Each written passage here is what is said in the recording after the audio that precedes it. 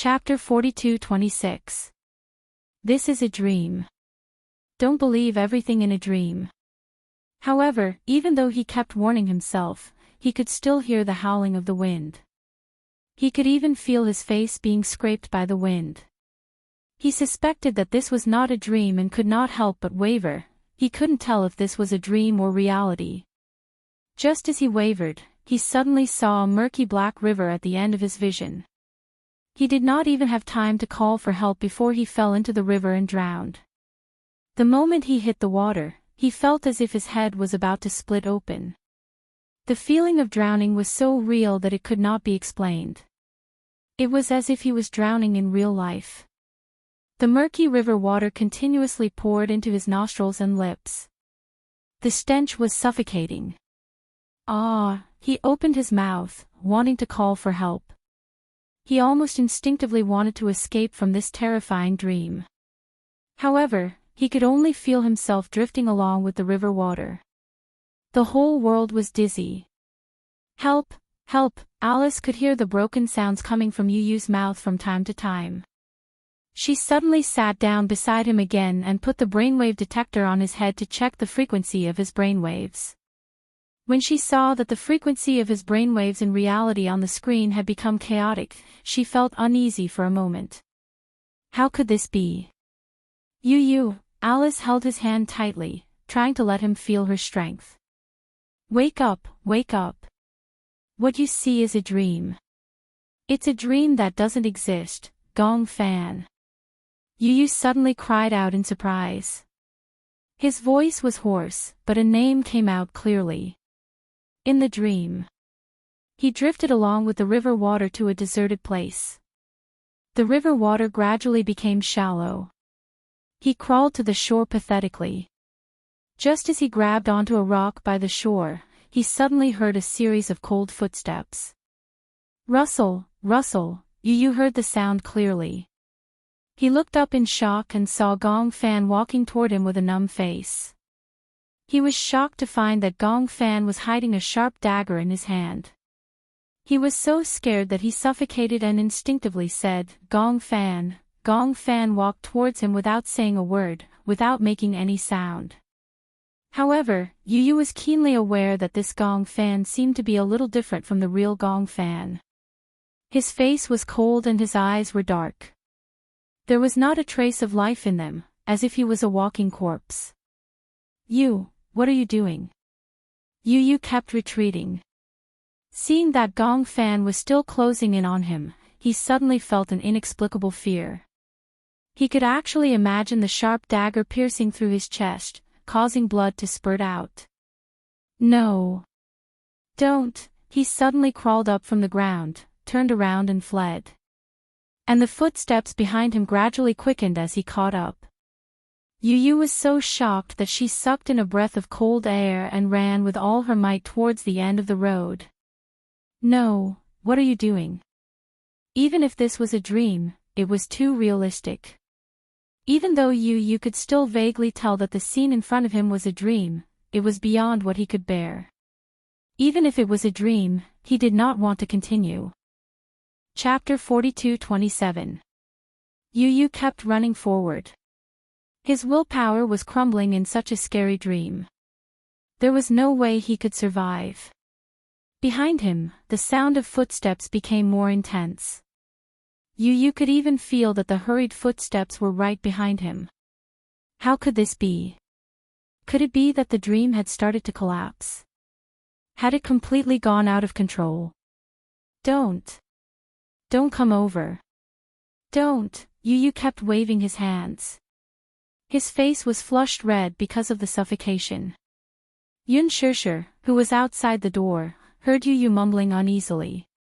She opened the door a little and saw Alice frowning and looking at Yu-Yu in fear. She took a step forward and wanted to enter the room. Alice looked up at her and said, "Shoot, you can come in, but don't speak." Okay, Yun Shishir walked into the room and saw Yu-Yu lying on the chair with a red face. Her heart ached and she asked anxiously, "What happened?" "The hypnosis is out of control." Out of control. Yun Shishir almost shrieked out loud. She didn't know what it meant to lose control. But looking at Yu Yu's painful expression, even Alice couldn't imagine how Yu Yu could break free from the nightmare. The dream is out of control. Alice said with a serious expression, "This means that I can't control his dream anymore." What does that mean? Yun Shishir was confused. She only felt that Yu Yu was in a terrible situation. She was afraid that Yu Yu would end up like Gong Fan. She couldn't accept such a blow. Alice gasped. "I suspect that he met Gong Fan in the dream." Yu Yu felt himself being pinned to the ground by a powerful force. He struggled with all his might and finally managed to break free. However, he saw a dead end right in front of him. Behind him, the strong force grabbed his collar again. Yu Yu turned around abruptly and finally saw the face of the person in front of him. Gong Fan stood expressionlessly in front of him, his hands gripping his collar tightly. His expression was filled with hostility. Gong Fan. It was indeed him. Yu Yu was in disbelief. He had never thought that Gong Fan, who had always been friendly with him, would show such a terrifying side to him. "What are you trying to do?" Gong Fan stared at him coldly. Suddenly, his lips curled into a contemptuous smile. "What do I want to do?"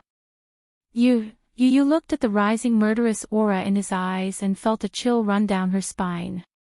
He had never been afraid of anything, and he was seldom really afraid of anyone or anything. However, the young man standing in front of him with a cold gaze finally made him feel a sense of fear. "You control the real world of this body, and I control the dream world of this body. In the real world, you are the king. But here, you can't win against me." In the next second, Gong Fan suddenly raised his hand. The sharp dagger in his hand suddenly glowed with a cruel light. "No," Yu shook his head frantically. "Don't do this. You can't do this." He didn't understand why Gong Fan had become so violent and cruel. This wasn't like him. Chapter 42-28. "Pfft, you're not allowed to invade my territory." Gong Fan's eyes were red as he ruthlessly stabbed him with the knife. Even though it was a dream, the pain of having his chest pierced through was still heart-wrenching. It was so real that it could not be explained. Yu was in so much pain that he frowned and almost couldn't speak. He could only feel the sharp tip of the dagger piercing through his chest as if it was going to pierce through his thin body, one stab after another until blood splattered everywhere. Yu woke up abruptly and opened his eyes. He took in a deep breath of cold air until his blurry vision gradually cleared up. He finally saw clearly. At that moment, he was lying on the bed with the ceiling light hanging above his head. Muyaja and Yun Shishir were standing nervously in front of the bed. Alice was staring at him intently. She was drenched in cold sweat because of his repeated screams. Yu looked out of the window. It was already dusk. He fell asleep and unknowingly struggled in his dream for an entire afternoon. Even though he had slept, this dream made him even more exhausted. He leaned against the head of the bed weakly and his body was already drenched in cold sweat. Xiao Yichen sat by the bed and looked at his pale face. Her heart ached and she felt uneasy. Yu was extremely tired. That dream was so real that he was still in a daze when he woke up. He recalled Gong Fan's ruthless and cold face in the dream and couldn't help but tremble. Yun Shishir glanced at Alice. Seeing that Alice had acquiesced, she immediately walked up to Yu and hugged him tightly. "Yu, did you have a nightmare? Don't be afraid. Mommy is here. Mommy is with you." Yu hugged Yun Shishir weakly. He finally broke down and tears rolled down his face. Yun Shishir rarely saw him cry. When she saw his tears, she was even more helpless. "What happened?" "Mommy." "Gong Fan." "Gong Fan," Yu pursed her lips and said with difficulty, "He wants to kill me." "Ah." Yun Shishir let out a short "ah," and her eyes widened in shock.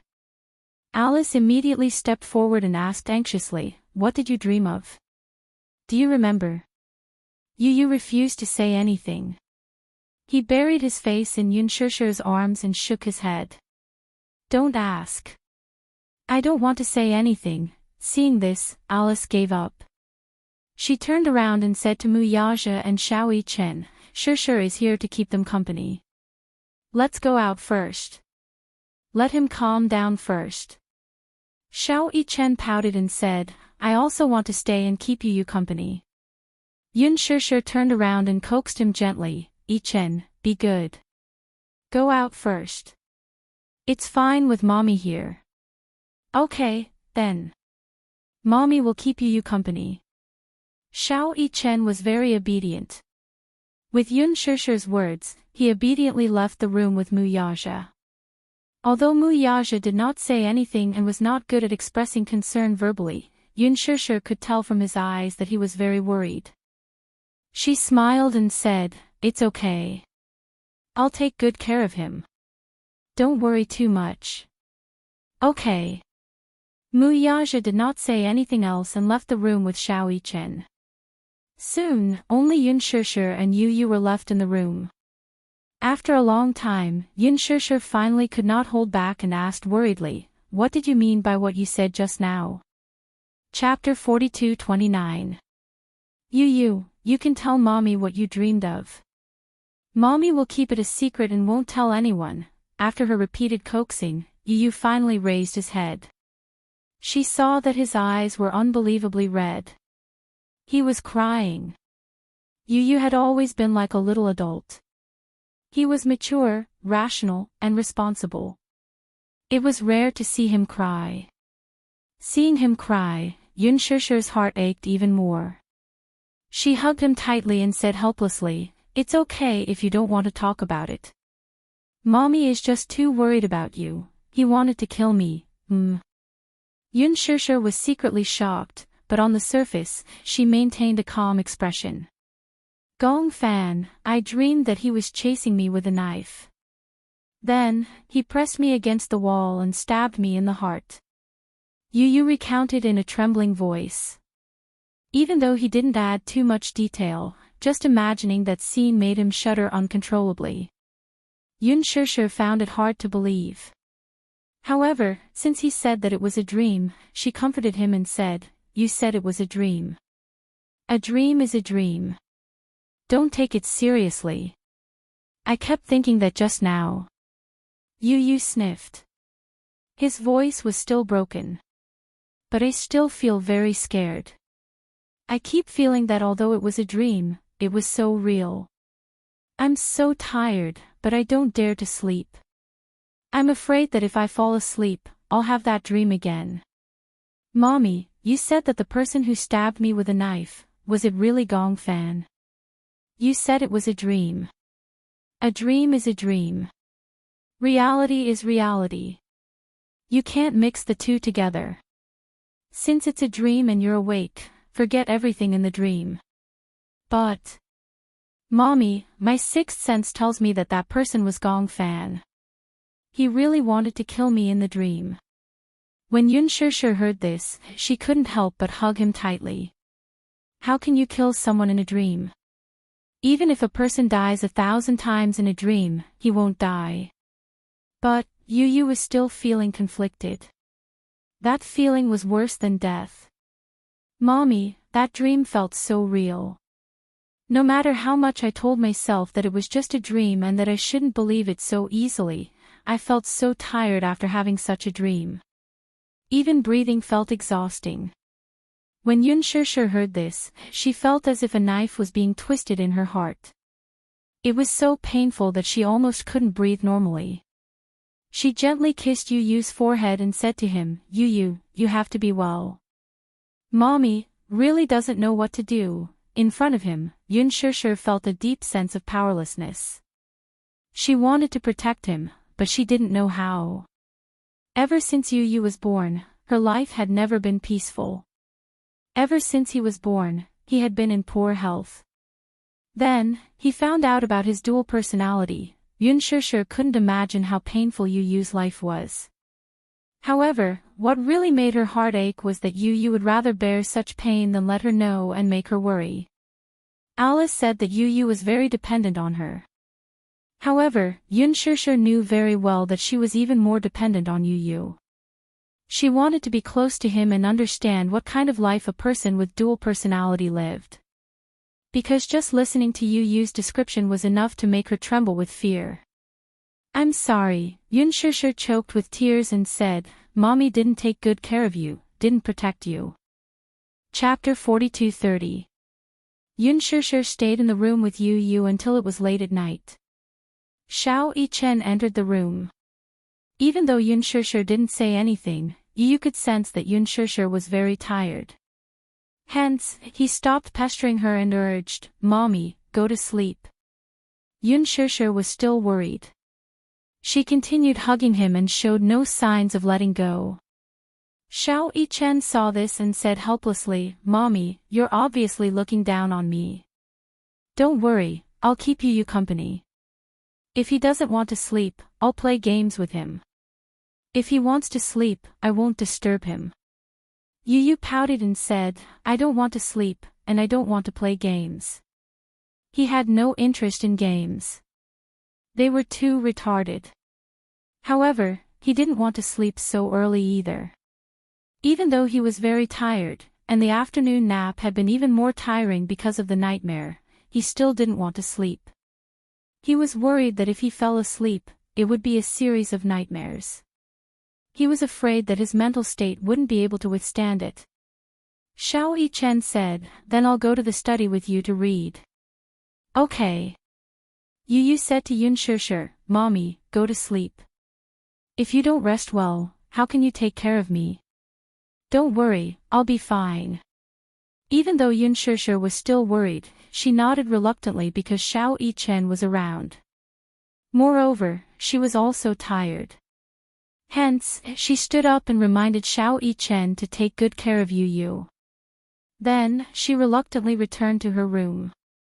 After Shusher left, Yu didn't go to the study.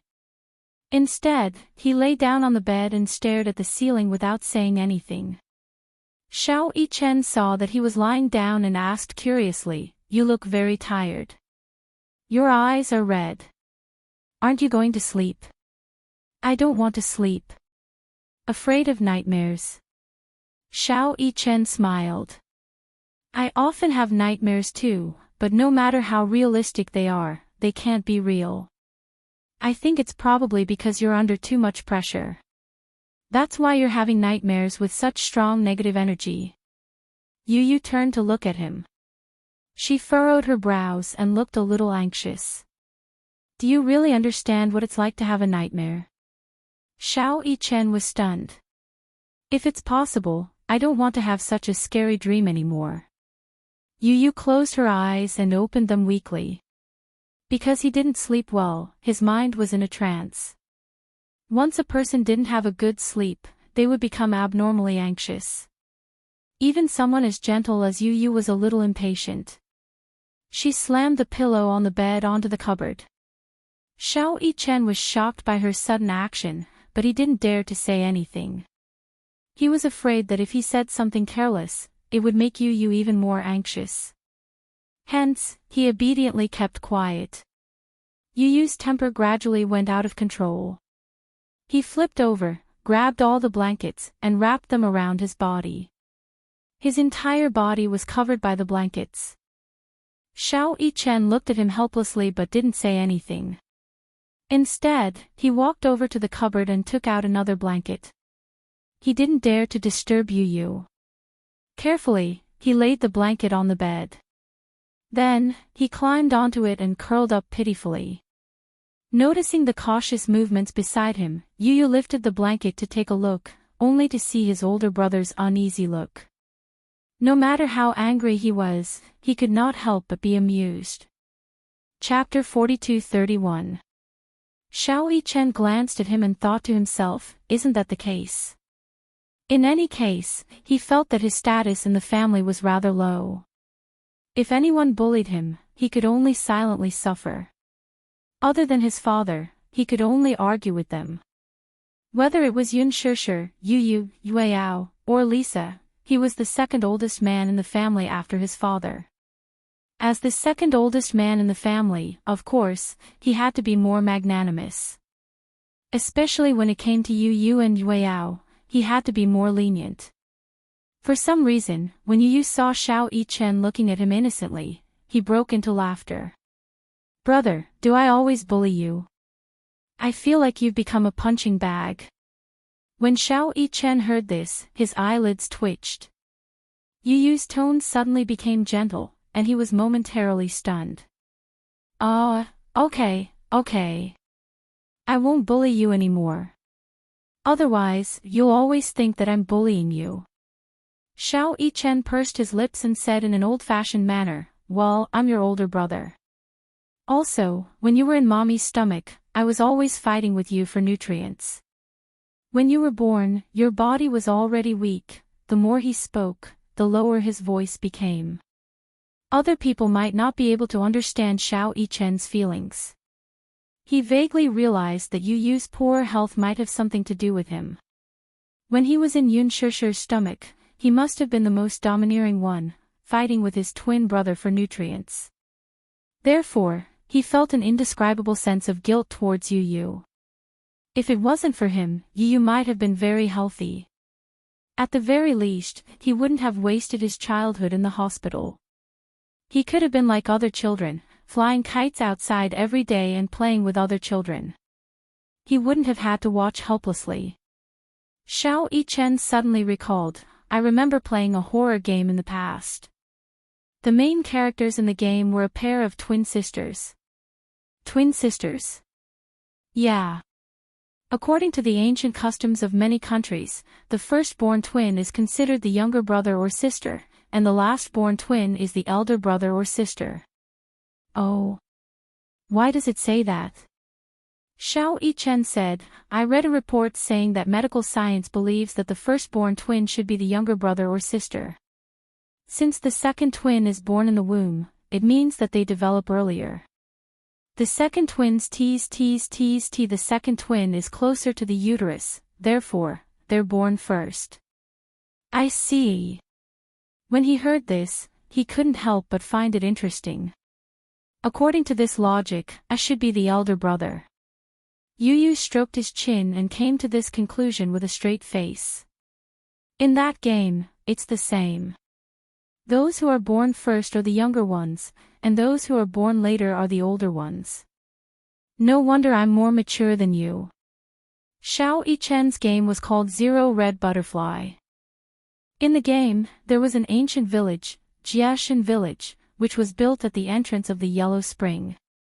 In order to suppress the hollow that was humming at the entrance of the Yellow Spring, they held a ceremony to sacrifice the twins as Hongji. Chapter 42-32. When the power suppressing the void weakens, they must sacrifice the red Ji. Otherwise, when the void's resentment erupts, it will lead to the destruction of the village. Coincidentally, the village would give birth to a Gemini every certain period. In the village's knowledge, the Gemini was originally one person, but was produced separately in order to be the red Ji in the red funeral ritual. Therefore, the villagers believed that in the red funeral ritual, when one of the Gemini killed the other, the Gemini would merge into one and release a powerful force. This force could suppress the voids and protect the village. It was a game that Xiao Yichen played a long time ago, but for some reason, when he saw that it was a Gemini setting, he couldn't help but buy it. At the beginning of the game, there was a pair of Gemini sisters. The older sister, Amikura-ing, broke her leg when she played with her younger sister, Amikura-and-I. Amikura-and-I discovered that her older sister was chasing after a red butterfly. Amikura-and-I chased after her older sister and accidentally crossed a barrier, entering a village that had disappeared from the map. In the process of searching for her older sister, she also learned about the village's secret. It turned out that the village had disappeared a long time ago. After the Toshiro family completed the last successful ceremony, the village held the red funeral ceremony again. This time, it was held by the Tachibana family's twins, Mu Yu and her older brother, Shu Yu. The two of them were kind and had deep feelings for each other. However, during the ceremony, Xiu couldn't do anything to Muyu, so she was killed by the ceremony and thrown into the void. Although Muyu was indeed killed during the ceremony, Shuyu's longing for Muyu was too strong, so the red funeral ceremony failed and the void wasn't suppressed. In fact, this kind of red sacrifice that was held regularly was called the yang sacrifice.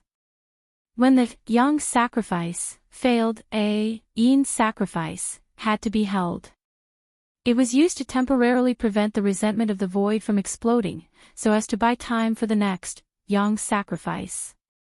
The content of the yin sacrifice was to turn the sacrificial person into a wedge, like a human pillar, and then throw him into the void. If both the yang funeral ceremony and the yin funeral ceremony failed, there would be a great payback, which was the moment of destruction. After the yin funeral ceremony, they had to prepare for the next ceremony. The next ceremony was held by the village chief, Hei's, who was the head of the ceremony. Hei's had a pair of twin sisters. After his two daughters were born, he was certain that these two daughters had come to this world with the mission of offering sacrifices.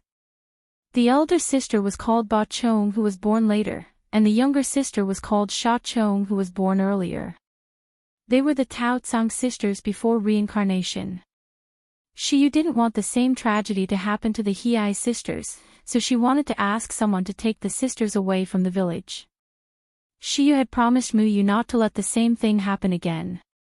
After asking the folklorist Zhong Fang to take the two sisters away, Xiu thought that he had fulfilled his promise with Muyu. Unable to let go of Muyu's death, he finally hanged himself in the confinement room. However, what he didn't know was that the only one who had truly escaped from the village was his sister, Yachi. His sister accidentally slipped down the hill and broke her leg. She was found by the villagers. Chapter 42-33.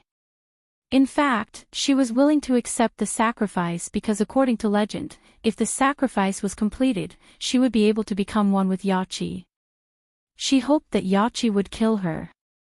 However, Yachi did not return until the day of the sacrifice. On the day of the sacrificial ceremony, due to the lack of a Gemini witch, the despairing Sha Zhong was hung with a rope and thrown into the void. However, there was no room for mistakes in the ceremony. The one who killed Sha Zhong was not Yachi Zhong, but it still could not prevent the resentment in the void from erupting. Thus, a mistake in the ceremony led to the opening of the void, resulting in the moment of disaster. Thus, Sha Zhong descended with resentment and hatred, killing the surviving villagers one by one. As he watched the villagers die, he laughed wildly. On the way out of the village, Yachi looked for food. By the time he returned, the village had already disappeared. Due to the seal of the void being completely removed, the resentful spirits in the destroyed village overflowed from the void. Once people breathed in the miasma, they would see the yellow springs and go crazy until they died. The village that was surrounded by Su had a dark night that no one could escape. From the outside, the village looked like a forest surrounded by fog. However, once someone was lured in, they would never return. Thus, it was called, the village that disappeared from the map. One day, many years later, the Tao Tsang sisters, who had not returned for many years, came to the forest that they had not been in for a long time.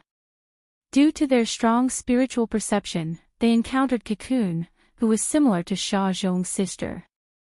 They were lured to the village that disappeared from the map. The worried sister, Su, chased after them. The sister was the reincarnation of the previous life sister, Sha Zhong. She was lured back to the village. In the ending of the game, Tao Tsang and I replaced Yachi in the previous life and completed the sacrifice, killing the sister. At the end of the game, Xiao Yichen was immersed in the background of the game and the emotional world of the protagonist. In the ending, Tao Tsang and I was bewitched and had no choice but to strangle Tao Tsanging to death. In the end, she chased after her sister who had turned into a red butterfly and cried in despair. Xiao Yichen did not dare to imagine. If it was him, he would be living a life worse than death. After listening to the story, Yu could not calm down for a long time. This is superstition. He said, every country has people who believe in superstitions. Xiao Yichen said, fortunately, we don't live in such a world. Actually, such a sacrifice does exist in Japanese folklore. But I think, it's not only shocking, but also cruel. The boy suddenly asked, if it were you, would you be willing to complete the ritual? I don't want to, he replied angrily. I'll definitely kill whoever forces me to complete the ritual. It was rare for him to be so murderous. Just imagining such a scene infuriated him. Then, Yichen to the end, Su to the end, Yichen to the world to the world to the world to the world to the world to the world to the world to the world to the world. To the world to the world to the world. To the world to the Su to the world to the world. Yu tilted his head. He thought that Xiao Yichen would say that he would rather sacrifice himself than kill him. However, Xiao Yichen replied, I'd rather kill you than live. Why? Yu was shocked. Chapter 42-34. No matter what, at that time, those who are still alive are the ones who suffer the most. Xiao Yichen smiled embarrassedly. If you're dead, you won't feel any pain, right? Those who are still alive are the ones who bear the most pain. Yu was stunned. After a while, he sighed and said, I didn't expect you to be so much more mature than I thought. Indeed, those who were still alive were the ones who suffered the most. At that time, there was no strong contrast between life and death. What was truly intense was pain and relief. Those who were dead were the ones who were relieved. Those who were still alive were destined to bear the burden of longing, guilt, pain, and torture. Some lives were worse than death. Why are you thinking about such heavy things? Xiao Yichen mumbled with a strange expression on his face. We're not really going to hold that kind of ceremony. Is there really telepathy between Geminis? I don't know. At least, I do. When Yu heard this, he couldn't help but be curious. What exactly is telepathy like? It's like being able to feel your pain, your joy, and when you're unhappy, I'll always be the first to know. When you're happy, I'm probably happier than you are. Xiao Yichen paused for a moment and said, I didn't believe in telepathy in the past. It wasn't until this magical thing happened to me that I started to believe in it. When I was young, I often had angina for no reason. I didn't know why. I had asked so many doctors, but they couldn't find a reason. No one knew why I had angina for no reason when my body was fine. At that time, Daddy was worried that I had a heart problem and kept an eye out for information on heart disease. Actually, my heart is fine. Is it because? It's because I can feel your pain. Xiao Yichen continued, when I was studying, I knew a teacher who had a twin brother.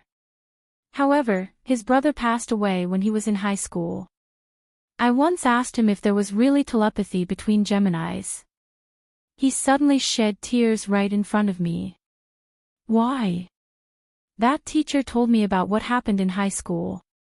At that time, he was rebellious and quarreled with his parents. His parents told him to go buy something, but he slammed the door and left. His younger brother saw that he was in a bad mood, so he tried to ask if he wanted him to buy something for him. Then, he nodded and agreed. Then, you could guess the ending. Then something happened on the way there. Suddenly, he felt a strong heartache. He didn't know why, but at that time, he realized that something had happened to his brother. So, he planned to go out to look for him. Just as he was looking for the key, he received a call from his uncle. He said that his brother had been in a car accident and his condition wasn't optimistic. He cried all the way to the hospital, but only saw his brother's body. Since then, he hasn't been able to recover for many years. The bond between the twins was much stronger than ordinary familial love. This was because twins were born from the same egg. It was another part of himself, the same body of flesh and blood, the same spirit. Chapter 42-35. Therefore, regardless of whether it was Yu Yu or Xiao Yichen, the other party was an inseparable part of their lives. Xiao Yichen couldn't help but feel emotional. Suddenly, he hugged Yu Yu tightly inside. Don't think too much. Sleep early. Don't worry, I'll be here with you. Yu Yu was already exhausted, but he didn't want to fall asleep. He was afraid that if he fell asleep, he would have that nightmare again. Xiao Yichen gently patted his back and sighed. Don't think too much. You can't stay awake forever. Yu Yu, trust me. If anyone dares to hurt you, I definitely won't let them off. With his words, Yu Yu felt an inexplicable sense of confidence. He responded with an and gently closed his eyes. When the first ray of sunlight shone through the window, Xiao Yichen opened his eyes slightly. However, he saw that the side of the bed was already empty. Yu Yu. Where did she go? Why did she wake up so early? Xiao Yichen muttered to himself. He flipped over and got out of bed. When he walked out of the room, he didn't know why, even though it was a familiar scene, the familiar furnishings gave him a strange feeling. Yu Yu. He tried to call out, but there was no response. Mommy. Daddy. Xiao Yichen walked over and pushed open the door. The huge villa was cold and desolate. There wasn't a single trace of life in it. What's going on? Xiao Yichen became even more suspicious. Where did everyone go? He hurriedly ran to Yueyao's room. As he shouted Yueyao's name, he pushed open the door to Yueyao's room. However, he couldn't help but look at the empty bedroom. The lonely crib was still there. On the bed were the handmade wind chimes that Yun Shishir had specially made for Yueyao. When the morning breeze blew in, the wind chimes fluttered. However, in this dead silent room, there was a sense of desolation. Yueyao, Xiao Yichen felt an inexplicable sense of uneasiness. He didn't know why, but he had a bad premonition. Suddenly, there was the sound of hurried footsteps outside the door. Xiao Yichen caught the subtle movement and pushed the door open. As he walked out of the door, he smelled a faint smell of blood. He frowned slightly, and his heart suddenly started racing. Yu Yu. He called out again, but he heard a sudden sound from the kitchen. Dee-dee-dee-dee, dee-dee-dee-dee. There seemed to be the sound of water dripping on the floor. He slowly walked to the kitchen door, only to see Yu Yu standing there alone. Yu Yu's stiff back made him feel like a stranger for a moment. He had just opened his mouth when Yu Yu's right hand suddenly loosened. Then, a fruit knife stained with blood fell to the ground. Ah! Little Yichen almost cried out in surprise. Yu Yu turned around expressionlessly and looked at him coldly, his lips curving into an icy arc. If I can't have it, no one can have it. You! What are you doing? Xiao Yichen was instantly alerted. You're not Yu Yu. Yu Yu sneered and walked towards him. Sooner or later, this body will belong to me. When that time comes, Mommy will be mine. This house will be mine too. I don't want to lie in that cold world anymore. Chapter 42-36. Xiao Yichen was so shocked that he took several steps back. He clenched his fists and looked down at Xiao Yichen's wrist that was stained red with blood. Your hand. Xiao Yichen furrowed his brows tightly as a wave of anger surged in his heart. He rushed over anxiously and grabbed Xiao Yichen's collar. Gritting his teeth, he said, "This isn't your body. You don't have the right to touch it." Oh. Does your heart ache for it? Yu Yu raised his eyebrows and looked at Xiao Yichen up and down. His gaze was cold as ice. Then what right do you have to interfere in the matters between me and him? Who says that this body doesn't belong to me? Look, I can control it as I wish. As he said this, he grabbed Xiao Yichen's wrist. I can do whatever I want. No one can interfere with me. Since I'm destined not to have it, I'd rather destroy it than leave me behind. Yu Yu pushed Xiao Yichen away forcefully with both hands. Xiao Yichen didn't know where Xiao Yichen got his strength from, but he slammed hard against the wall and fell to the ground in a sorry state. He was about to get up when he saw a hand sticking out of the unlatched cupboard door. He widened his eyes in shock and reached out to touch it gently. He recognized the diamond ring on the ring finger of that hand. It was Yun Shusher's hand. Her hand came out of the cupboard weakly without a trace of life. Xiao Yichen looked at Yu Yu in disbelief and then looked at Yun Shusher. He swallowed hard and opened the cupboard door, only to see Yun Shusher's cold body curled up in the cupboard. Ah! Little Yichen let out a yelp and sat up in bed abruptly. The action of straightening his body pulled him back to reality from the nightmare. Xiao Yichen opened his eyes and saw the world in front of him clearly.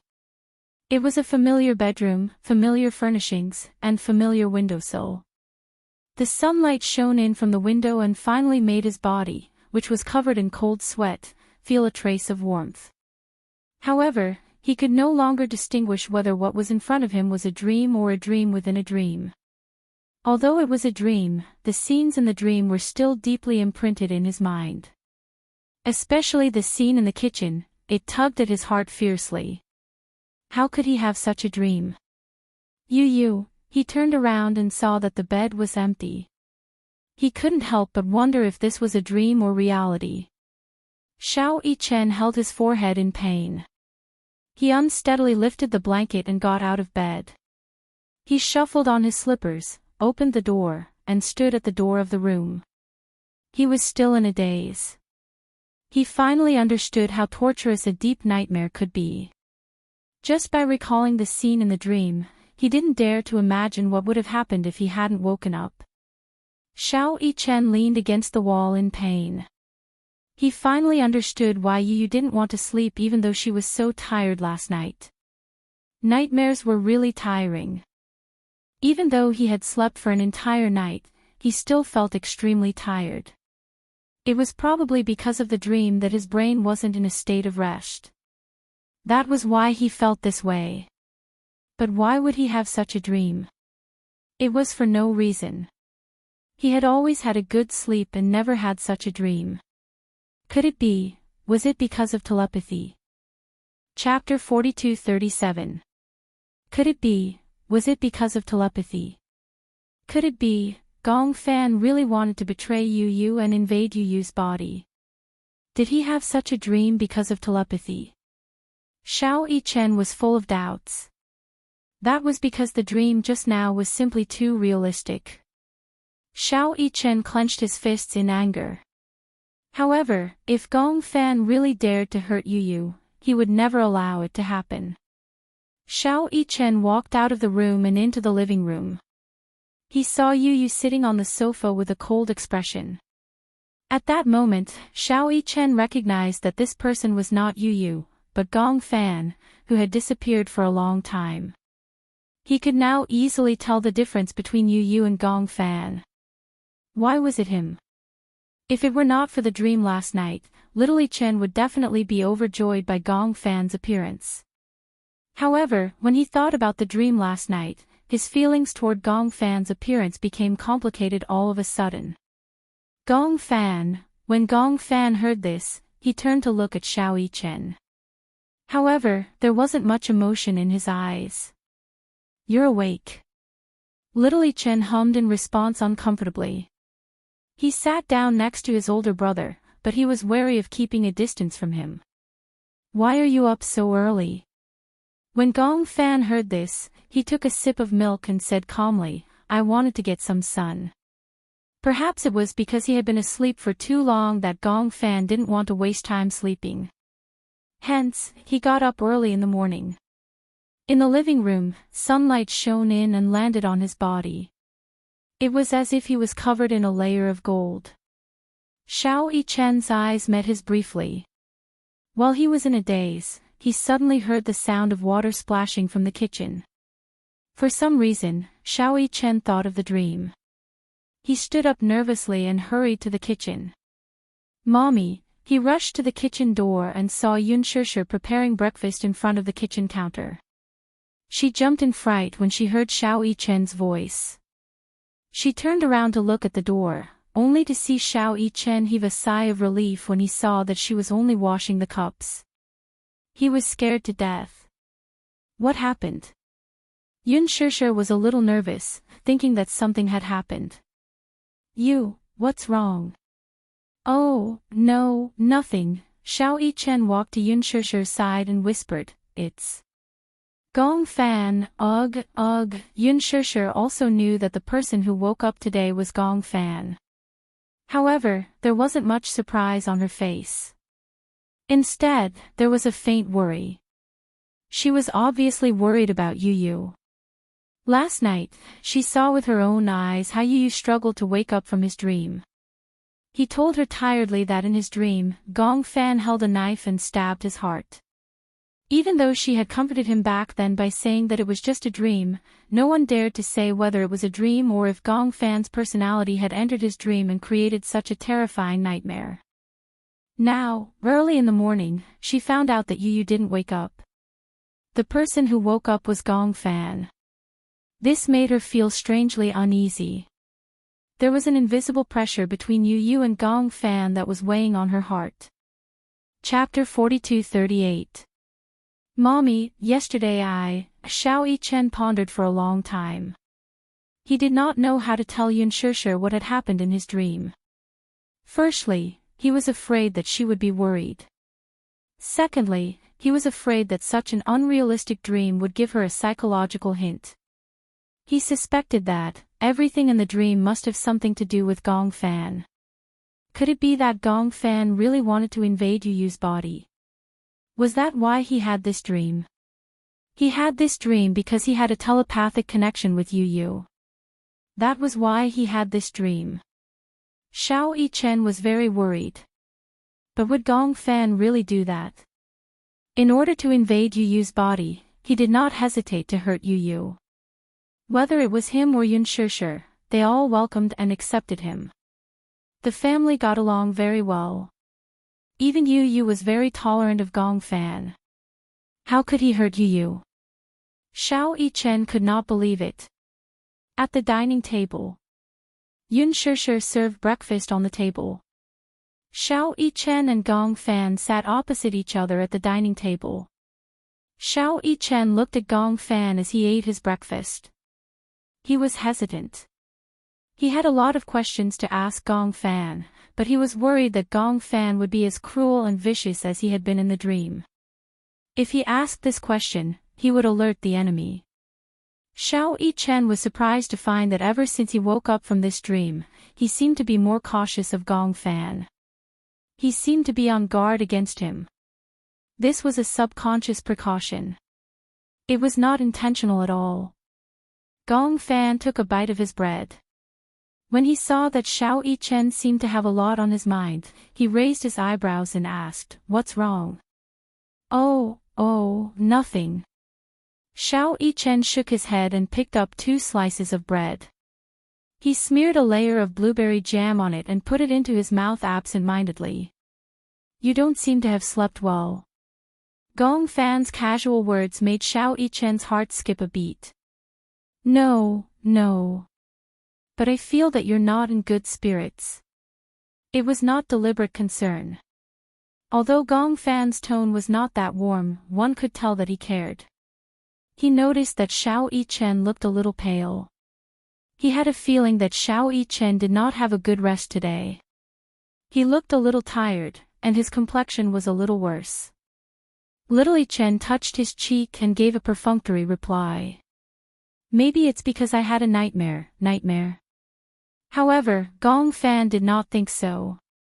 Xiao Yichen was so carefree. What nightmares could he have? Turning into a box upon landing. Xiao Yichen replied. "I haven't played PUBG recently. I remember that you were addicted to this game. For a period of time, you would eat chicken during the day, chicken at night, and even in your dreams." Gong Fan paused, took a sip of milk, and teased, "Did you dream that you were being chased by someone with a frying pan?" Ahem. Gong Fan was actually in the mood to joke with him. Xiao Yichen felt a little more relaxed. He thought that a dream was just a dream. There was no need for him to take it too seriously. It was just a dream, but it had extended to other aspects. Yu Yu was his younger brother. Similarly, Gong Fan was also his younger brother. How could he not trust Gong Fan and suspect that he wanted to hurt Yu Yu? It was just a dream. Xiao Yichen deliberately ignored everything that happened in the dream. Chapter 42-39. Xiao Yichen was distracted, and Gong Fan was obviously in a daze as well. He kept using the knife and fork to rub the egg yolk on the plate, as if he was thinking about something. Yun Shishir couldn't help but worry when she saw him in a daze. "What are you thinking about?" Gong Fan only snapped back to his senses after a while. He looked up at her and replied, "Oh, I feel a little unfamiliar. I feel like I've been asleep for a long time." Xiao Yichen smiled and said, "You're right. You've been asleep for a long time." Gong Fan frowned. Yun Shishir asked tentatively, "Do you remember where you were before you fell asleep?" Gong Fan recalled for a moment and looked up. "In Mommy's arms." You still remember?" "Yeah, I remember that you promised someone to make a dessert table. In the end, I was muddle-headed that day and suddenly fainted." "Do you feel that something's wrong? Why did you suddenly faint for no reason?" Yun Shishir asked deliberately, trying to get some clues from Gong Fan. Gong Fan listened and tried to recall his memories. However, no matter how he tried, he was indeed missing a part of his memory from that day. "I can't remember clearly, I see." Yun Shishir couldn't hide the disappointment in her eyes, but she hid it very well. Gong Fan obviously noticed the disappointment in her eyes and asked worriedly, "What's wrong? Did something happen that day?" "Nothing." Yun Shishir sat down and smiled. "Let's eat. Let's finish eating early and go for a walk outside, okay?" "Okay." Gong Fan's expression instantly relaxed. He enjoyed the time he spent with Yun Shishir the most, and he felt that the whole world was peaceful and blissful. Xiao Yichen still looked troubled. He had an exhausting nightmare last night, and even after waking up for a long time, he still couldn't get over it. In the backyard, Hua Jin stood by the swing and quietly looked at Natalia, who was sitting on the swing and playing by herself. Time was quiet and leisurely. "Can't you push me?" Natalia suddenly asked him for help. Hua Jin smiled and asked half-jokingly, "Why?" "I wanted to push you, but you said you wanted to do it yourself." "I want to swing higher, but after swinging for a long time, I can't get any higher." Hua Jin helplessly circled behind her and gave her a gentle push. "How about this height? If it's too high, what if we fly out?" Natalia shook her head like a rattle drum. No, I want to go higher." "Don't worry. I'll hold on tight." When Hua Jin heard this, he was also helpless, so he repeatedly reminded him, "You must hold on tight, otherwise, you will definitely fall and become stupid." "Yes." Natalia nodded and held the rope. Hua Jin gave it a little push, and the swing swung high. "Wow!" Natalia squinted her eyes and smiled excitedly. After the swing swung high, it gradually slowed down. After experiencing the excitement, Natalia settled down and sat on the swing, allowing the gentle breeze to caress her face. "When is Daddy coming back?" She abruptly blurted out this sentence. When Hua Jin heard this, he was stunned. He raised his eyebrows and asked, "Why? Do you miss Daddy?" "Yeah." Chapter 42-40. "Didn't you just video call him a few days ago?"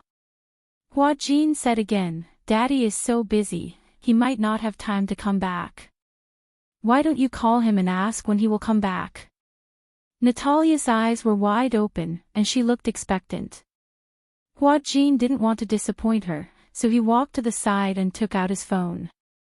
He looked at Gong Jia's FaceTime, hesitated for a moment, and finally dialed.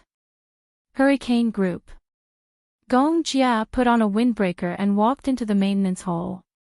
He looked at the huge monster parked on the tarmac, an armed helicopter. This was his personal vehicle. Armed helicopters were equipped with weapons and developed for the purpose of carrying out combat missions. They were divided into ordinary armed helicopters, stealth helicopters, and high-speed armed helicopters. Armed helicopters could be divided into two major categories: special purpose and multi-purpose. The special purpose type had a narrow fuselage and stronger combat capability. The multi-purpose type could be used to carry out attack missions, as well as transport, landing, and other missions.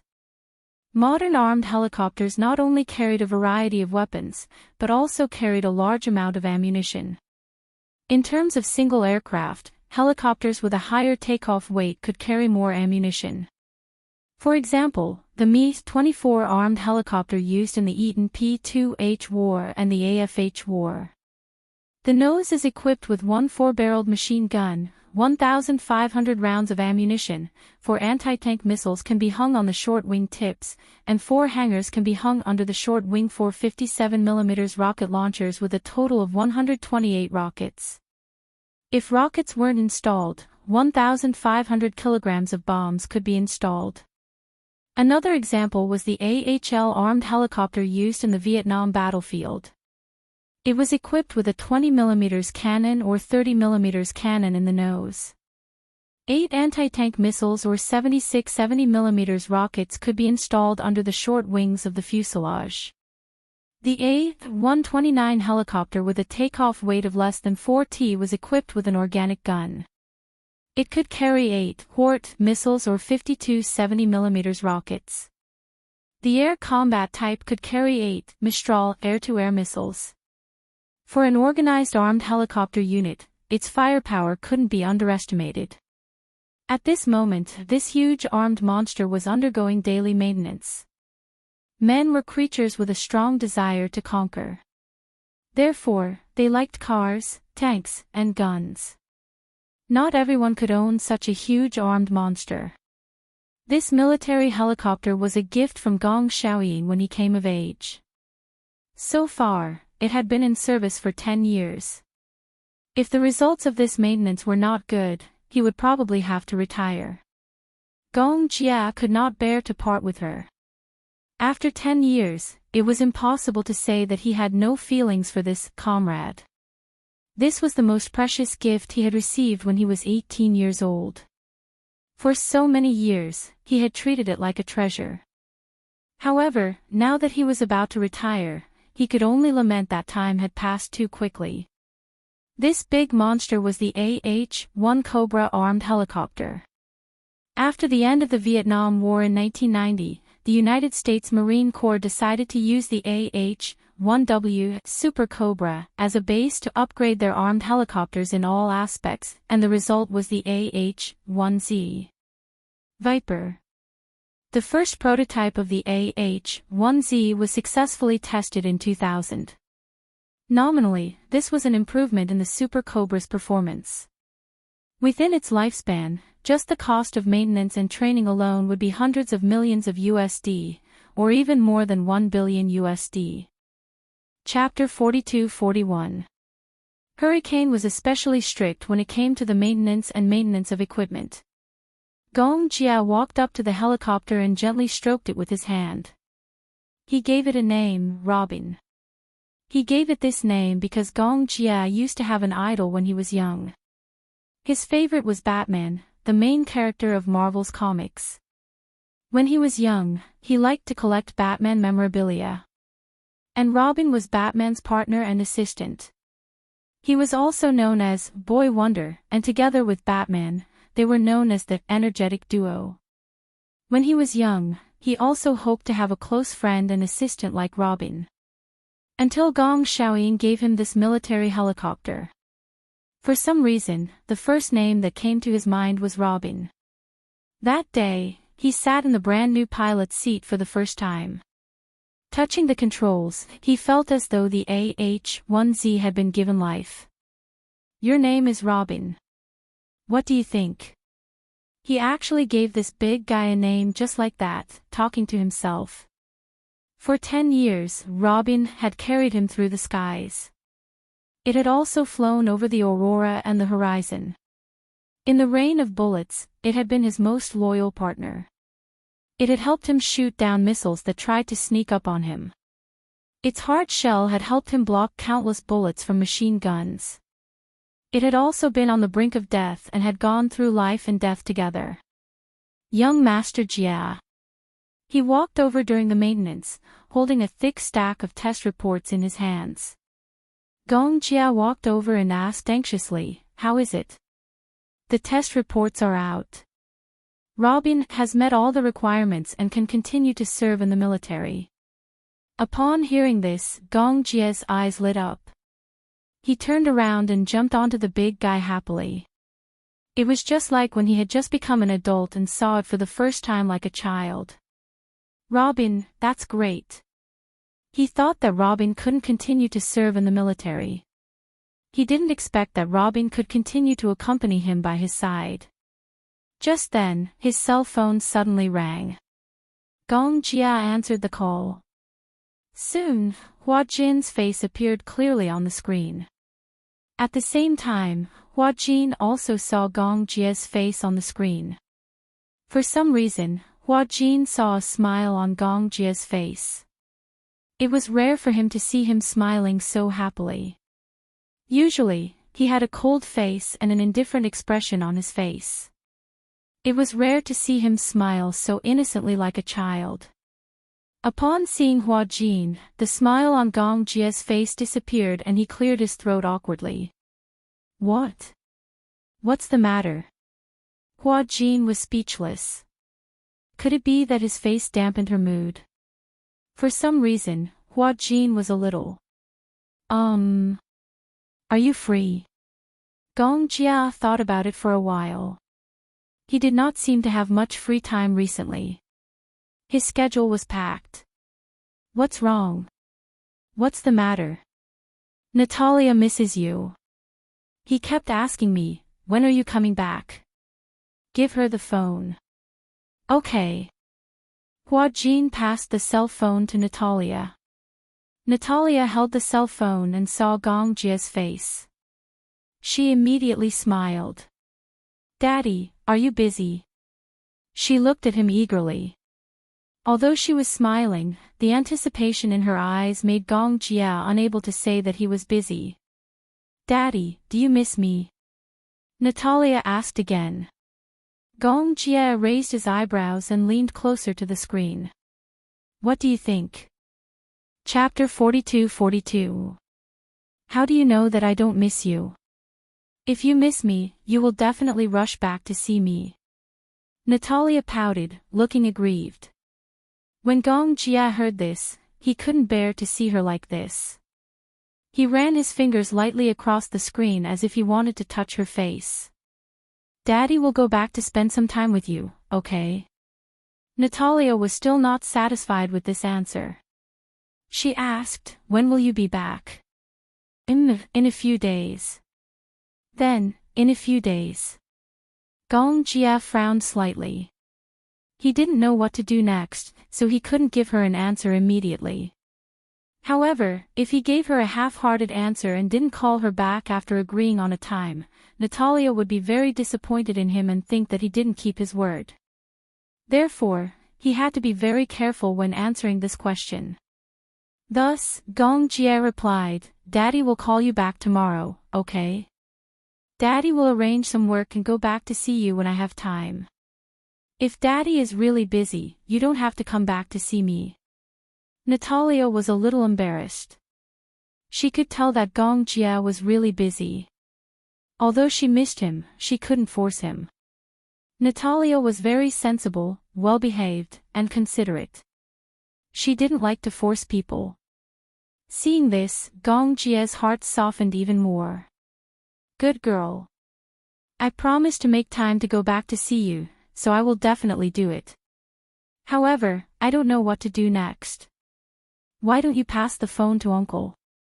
I will tell him something. Okay.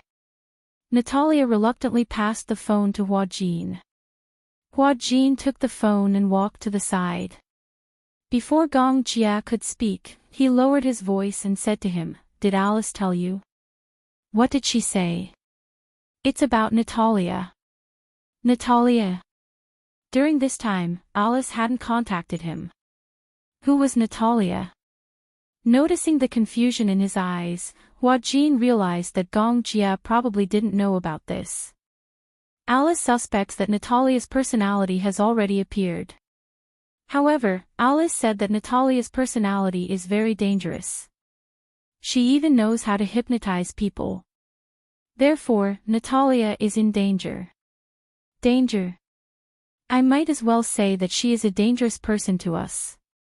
She is like a ticking time bomb. We don't know when she will explode, but we don't know if she will explode. Gong Jia frowned and said immediately, "Alice didn't mention this to me. I think she is too suspicious." Huajin paused for a moment and said, "I've been under a lot of pressure recently. It's not that I'm scared, but I'm worried that I won't be able to take good care of Natalia. After all, I have no experience in taking care of patients, and my reaction is always half a beat slower. Don't worry, there's no need to be so stressed. Just pay more attention to her condition.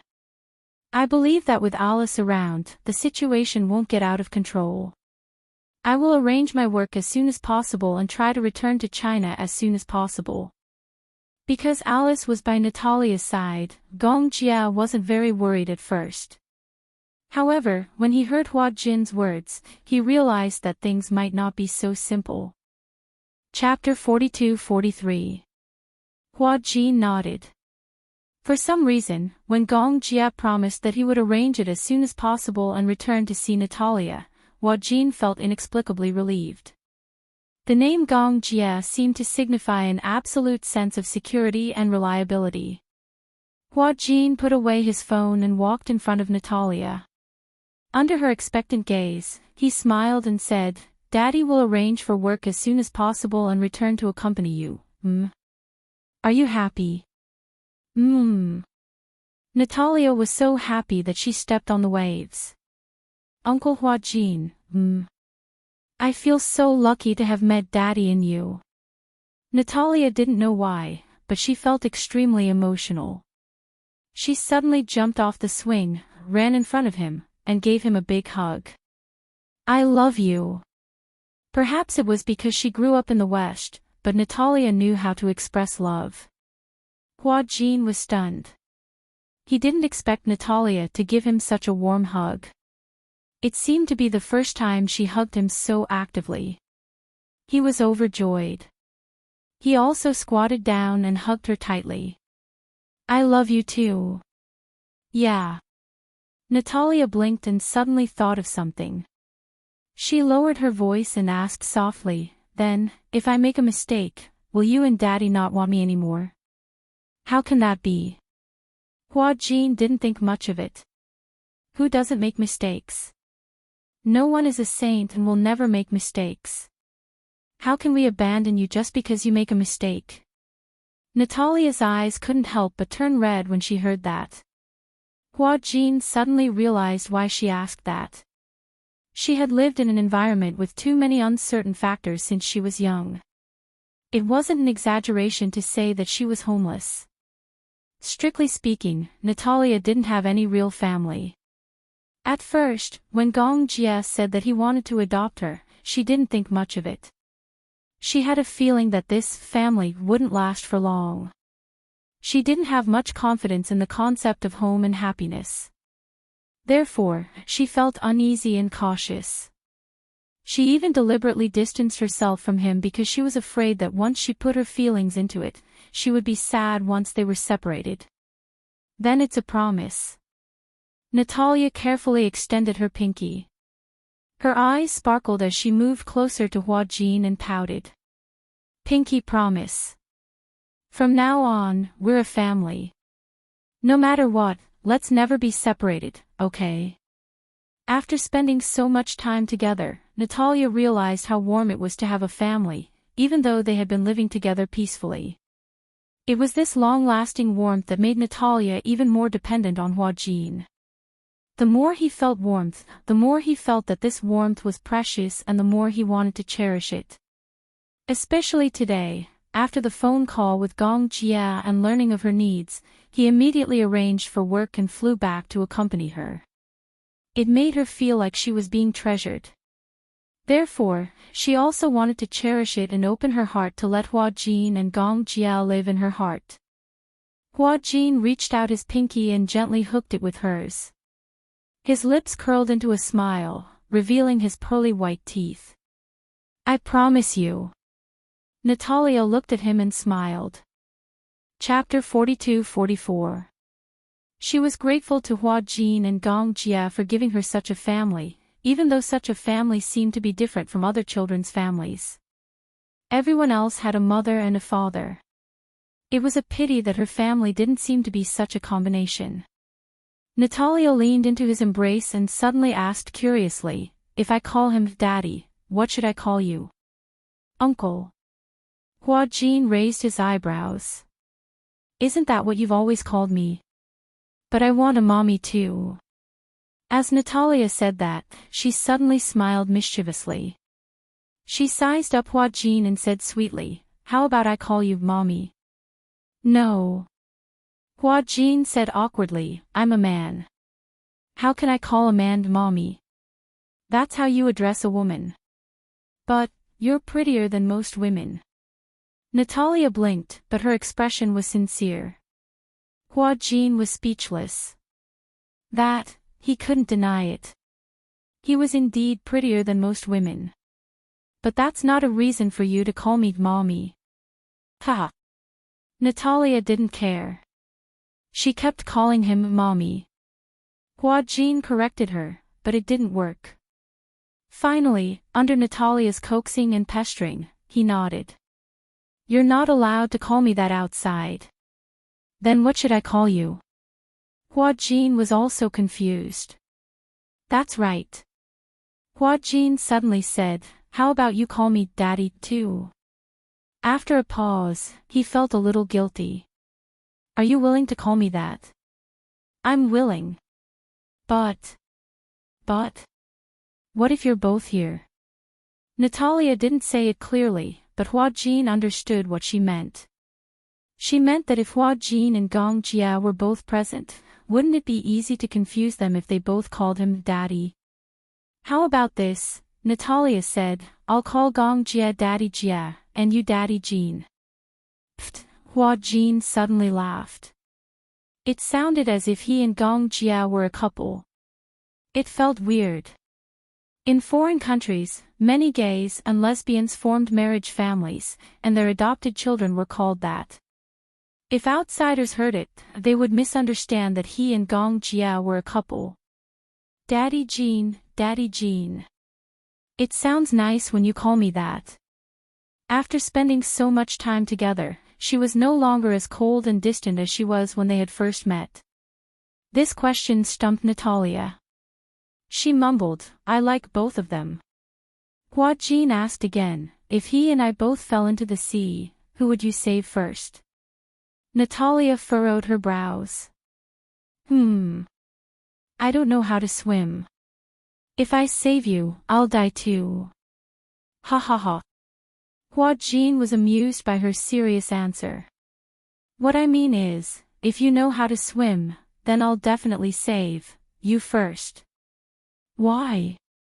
Because Daddy Jia knows how to swim. Natalia looked troubled. Chapter 42-45. I'll tell you a secret, okay? Natalia said seriously. What secret? Actually, I have an older sister. Natalia hesitated for a long time before deciding to tell him the secret. Huajin's expression changed instantly. Shoo, this is a secret. Don't tell anyone else, or else my sister will be angry. What's your sister's name? Natalia said. Actually, it feels weird to say that she's my sister because other than me, no one else has seen her. I feel that she's more like another me.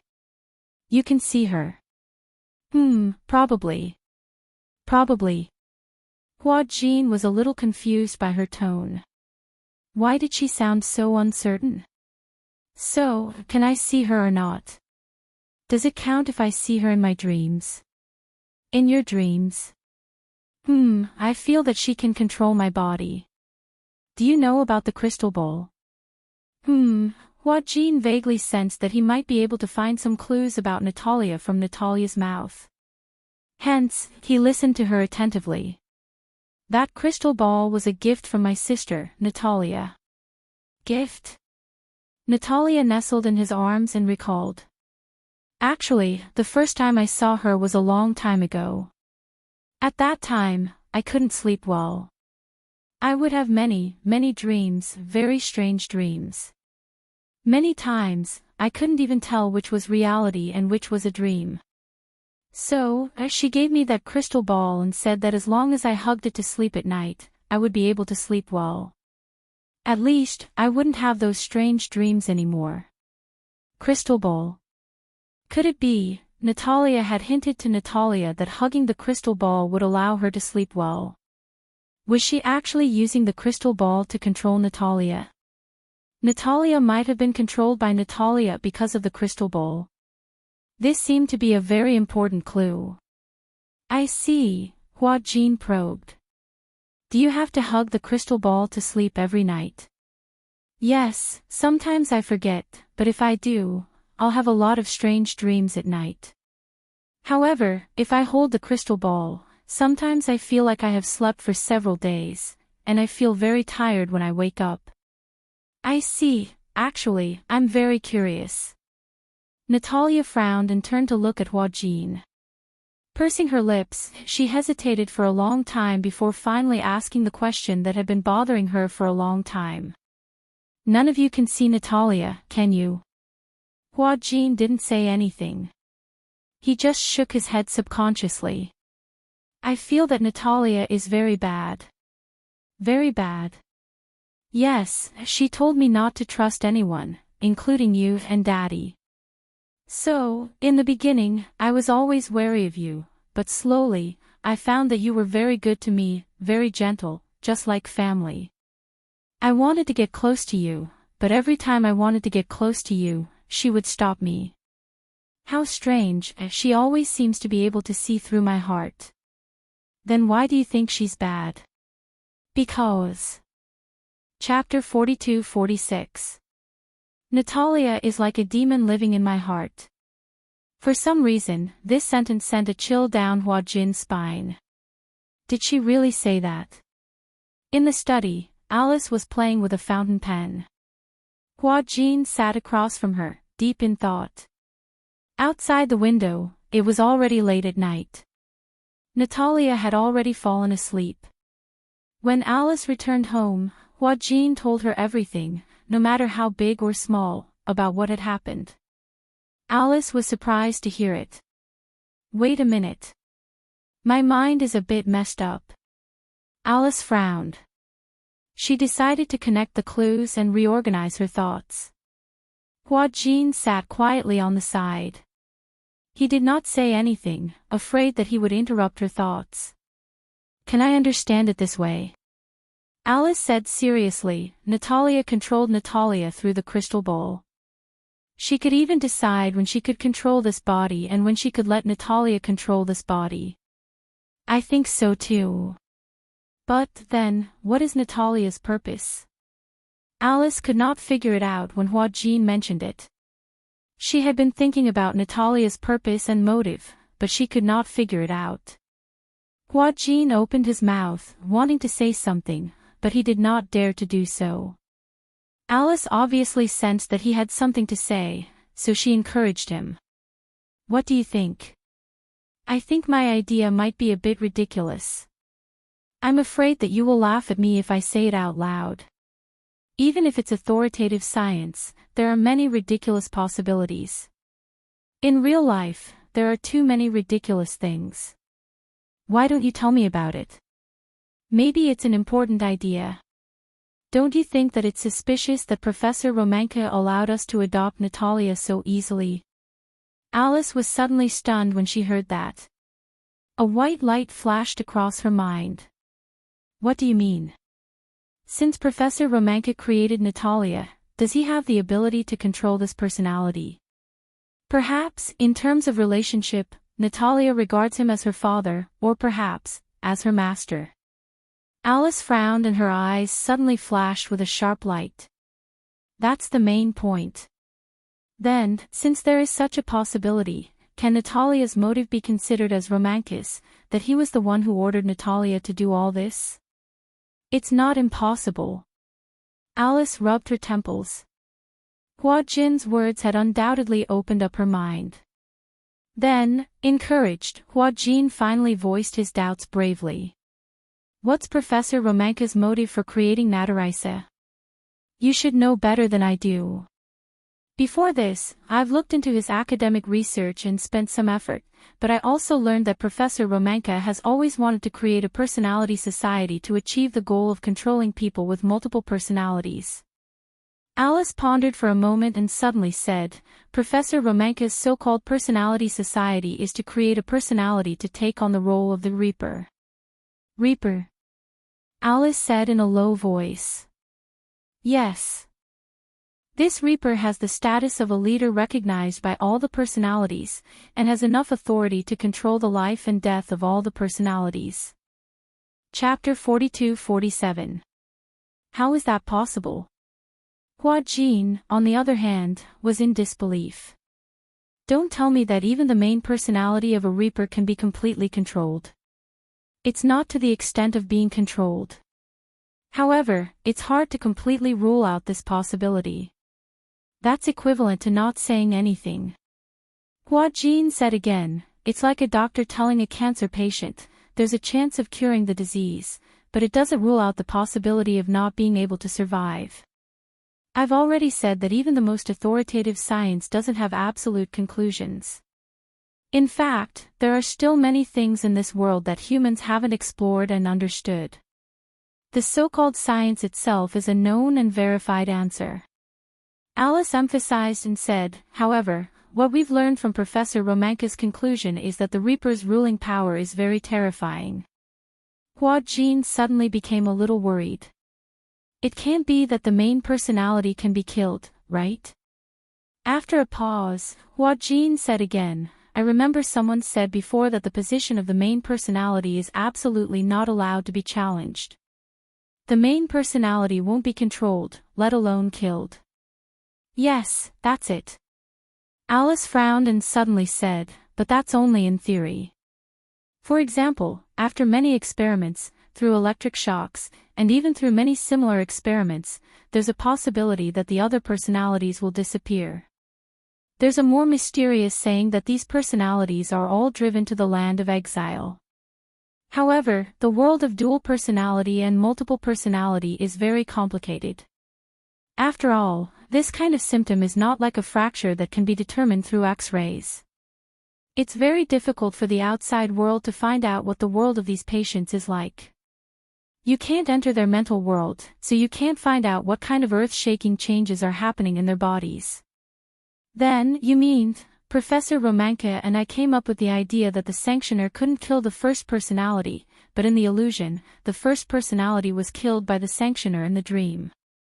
What if the sanctioner knew that he was already dead? The death of self-awareness is like a person in a vegetative state. He thinks he's awake, but he's actually still alive. He's just in a deep sleep, but he doesn't have the consciousness to wake up. Perhaps such a deep sleep is not far from death. Hua Jin was confused, but he finally understood what she meant. It was nothing more than. For example, if the Reaper split from Natalia's body, then in the dream or in the illusion, the Reaper killed the first personality. Then, if the first personality thinks that he's dead and doesn't realize that he's only dead in the dream, then an endless deep sleep is no different from death. Do you know? Alice said seriously, if Gong Fan doesn't take the initiative to release Yu Yu in his consciousness, perhaps, Yu Yu would still be trapped in the endless seal. Hua Jin could not help sucking in a breath of cold air. Chapter 42-48. Then, let me ask you a question. Hua Jin asked seriously, can both Yu and Gong Fan's personalities be preserved at the same time? Alice was stunned when she heard this. Why do you ask? You said that with Yu's current body, bearing two personalities is a huge burden. His mental strength can't support it at all. However, whether it's Shishir, Xiao Yichen, or even Yueyao, they all have feelings for Gong Fan.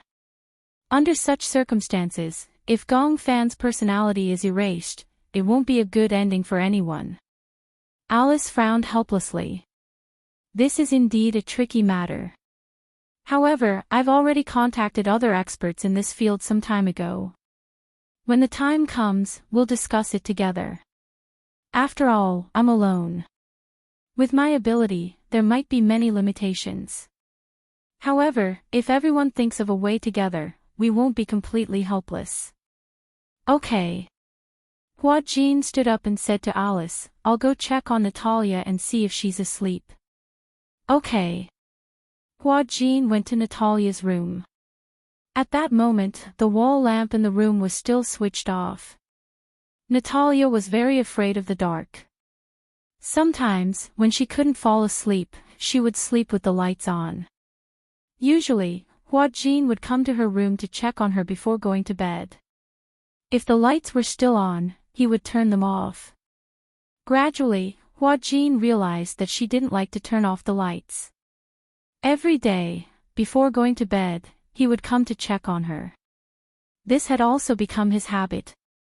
As he walked into the room, he was surrounded by warmth. Hua Jin walked to the bed and sat by it for a while.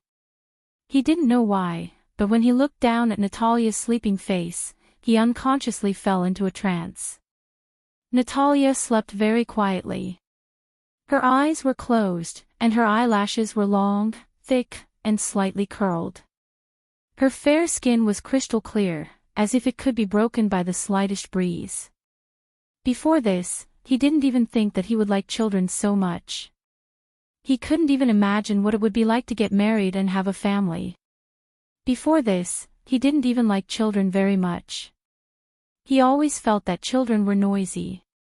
If he didn't teach them well and raised a naughty child, it would be even more of a headache. Nowadays, there were too many naughty children. Some of them were brought up because their parents didn't discipline them well, while others were brought up because their parents didn't have the time. Hua Jin had been having a headache. This was because he had never had a good family since he was a child. He had been through a lot of hardships growing up, and it was not easy for him to become sensible.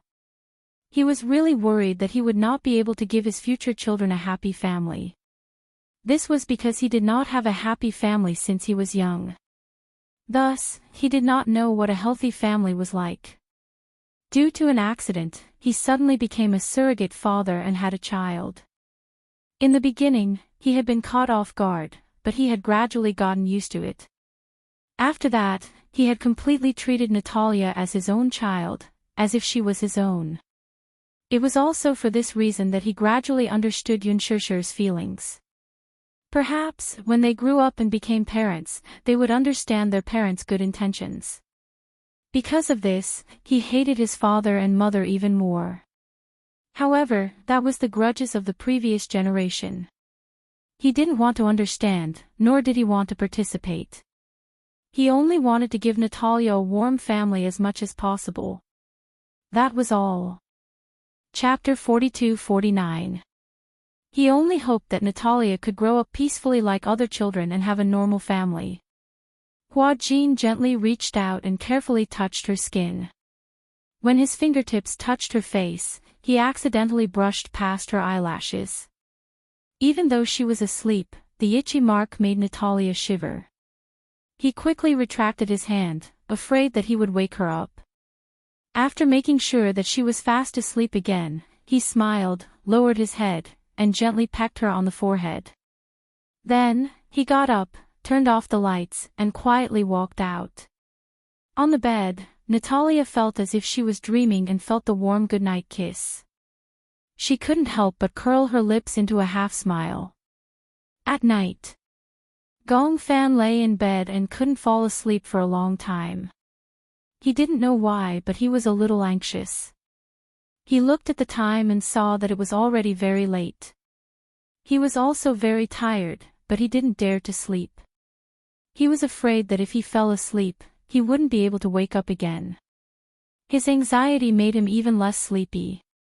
Thus, after a few rounds of tossing and turning, he felt much more refreshed. He sat up a little and leaned against the bed. He turned to look at Xiao Yichen and saw that he was already breathing evenly. It was obvious that he was dreaming. Gong Fan let out a soft sigh and got out of bed. He shuffled his slippers and put on a jacket. When he passed by the study table, he saw Xiao Yichen's earphones and iPod on the table and picked them up. He put on the earphones, walked to the balcony, and turned on the music. The music was paused halfway, so when he pressed the play button, the music started to play. Looking back, you haven't gone far, Yi's gaze will never change. Gong Fan was stunned. He didn't expect Xiao Yichen to listen to such sad music. The music was alright, but the singing was sad and the lyrics were sad. It couldn't help but stir up one's emotions. Gong Fan walked to the swing and sat up gently. He casually kicked it, and the swing started to sway slowly. The night breeze was gentle, and it was a little cold. He straightened his clothes and looked up at the moon in the sky. Indistinctly, he heard a suppressed sobbing sound. Gong Fan was shocked and shouted. He followed the sobbing sound and groped his way over. His footsteps were very light, so even when he walked to the other balcony, the sobbing did not stop because he was discovered. What should I do? Am I being too selfish? When Gong Fan heard Yun Shishir's choked voice, his heart skipped a beat. He stood rooted to the ground, not daring to move. The balcony of the master bedroom was separated by a wall. On the balcony, Yun Shishir leaned against the railing. She lowered her head and held her forehead in frustration. Mu Yaja comforted her tenderly. Don't think too much. If Yu sees you like this, she will feel even worse. What should I do? Yun Shishir sobbed and said sadly, I can't bear to part with Gong Fan. My heart aches for this child. He has been carrying so much on his shoulders since he was young. You must have noticed my reluctance and heartache for Gong Fan, so he shouldered everything by himself. And I can't do anything to help. Because of my selfishness, even though he is in so much pain, he can't bear to make a choice. He is worried that if he loses Gong Fan, I will be sad. Chapter 4250. She knew that she was the one who couldn't bear to part with Gong Fan. Yu could tell that she couldn't bear to part with him. That was why she had held on for so long. But now, she could tell that Yu's mental state was getting worse. Nightmares were endless. Nightmares destroyed one's willpower. Yu insisted that he was fine. She didn't even say a word of comfort. This wasn't something she wanted to see. She had imagined such a situation countless times. Yu and Gong Fan. She had to choose between them. But every time she thought of making a choice, she didn't dare to think about it anymore. It was this hesitation and indecisiveness that made Yu bear so much silently. There's no point in thinking so much now. I'm just thinking that whether it's Gong Fan or Yu, they are both our sons and we can't do without either of them. Maybe we don't have this condition now, but maybe in the future, in the near future, we will have this condition and you won't be in such a difficult position. When Yun Shishir heard this, she couldn't bear it anymore. Even if the body can bear it, the mind will never be able to bear it, right? If it were you, would you be willing to share a body with the other personality? Mu Yaja didn't say anything. Of course, he wasn't willing. It wasn't because he was selfish. It was because both personalities would suffer because of this. No one wanted to fall asleep tonight, only to wake up half a month later. Even if it was the same person, two personalities would never be able to fit together 100%. No matter how advanced the medical technology is, there's no way to save Yu and Gong Fan, unless Gong Fan exists in another body. After a pause, Yun Shusher calmed down a little. She gripped the railing tightly and said sadly, I don't want Yu to interfere with his decision because of me. You mean? Yun Shusher was silent for a long time. With tears in her eyes, she looked up at the hazy moon in the sky, but when she thought of the decision she had to make next, she closed her eyes sadly and cried. Yu is an independent person. He should have his own thoughts and shouldn't be unable to make a decision because of my concerns. So, she choked on her sobs for a long time. The broken words in her mouth could not be strung together into a coherent sentence. It was obvious how much pain she was in. Her back was stiff like a rock. If I really have to make a decision, Yun Shusher took a deep breath and said with difficulty, for Yu, I also want to.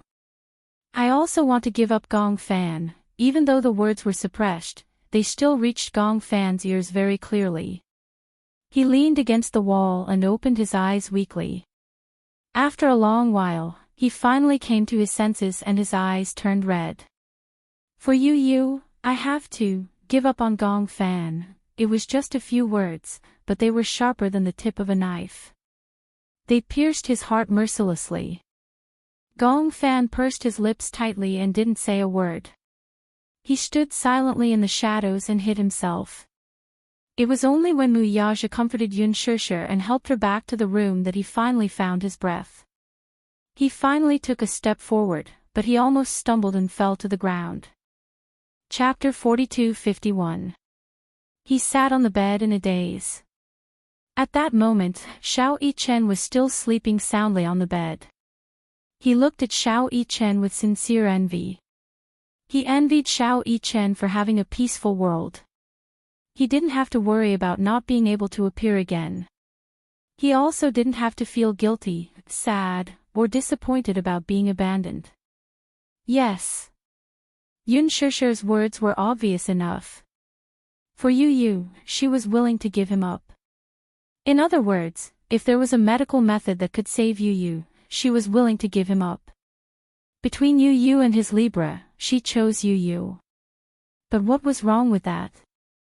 After all, her feelings for Yu were not something he could compare to. But it was unfair.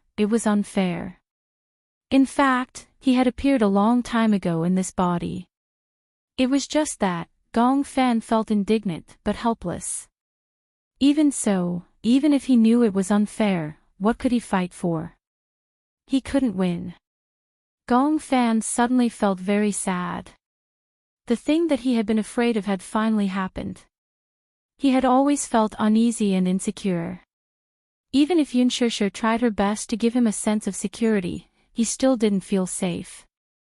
Now that he heard Yun Shusher's decision with his own ears, Gong Fan's entire world collapsed. He lay down on the bed and looked at the ceiling in a daze. His tears gradually stopped, but that kind of sadness was not something that tears could express. His heart was full of tears, but they couldn't flow anymore. The next day, Xiao Yichen realized that Gong Fan was depressed. He sat alone in a corner and ignored everyone who called him. It was just like when Gong Fan returned to the Mu family. He was cold and distant. No matter how patiently Yun Shusher talked to him, he either turned around and walked away or pretended not to hear her. Yun Shusher didn't know what had happened to make Gong Fan treat her so coldly. Xiao Yichen was also very surprised. Why did Gong Fan's attitude toward his family suddenly become so cold? For the next few days, Gong Fan was like this. Xiao Yichen could not hold it in any longer. He pulled Gong Fan into the room, and his cheeky smile was replaced by a serious expression. What's wrong with you recently? Gong Fan broke free from his restraints and glanced at him coldly. There was no emotion in his eyes.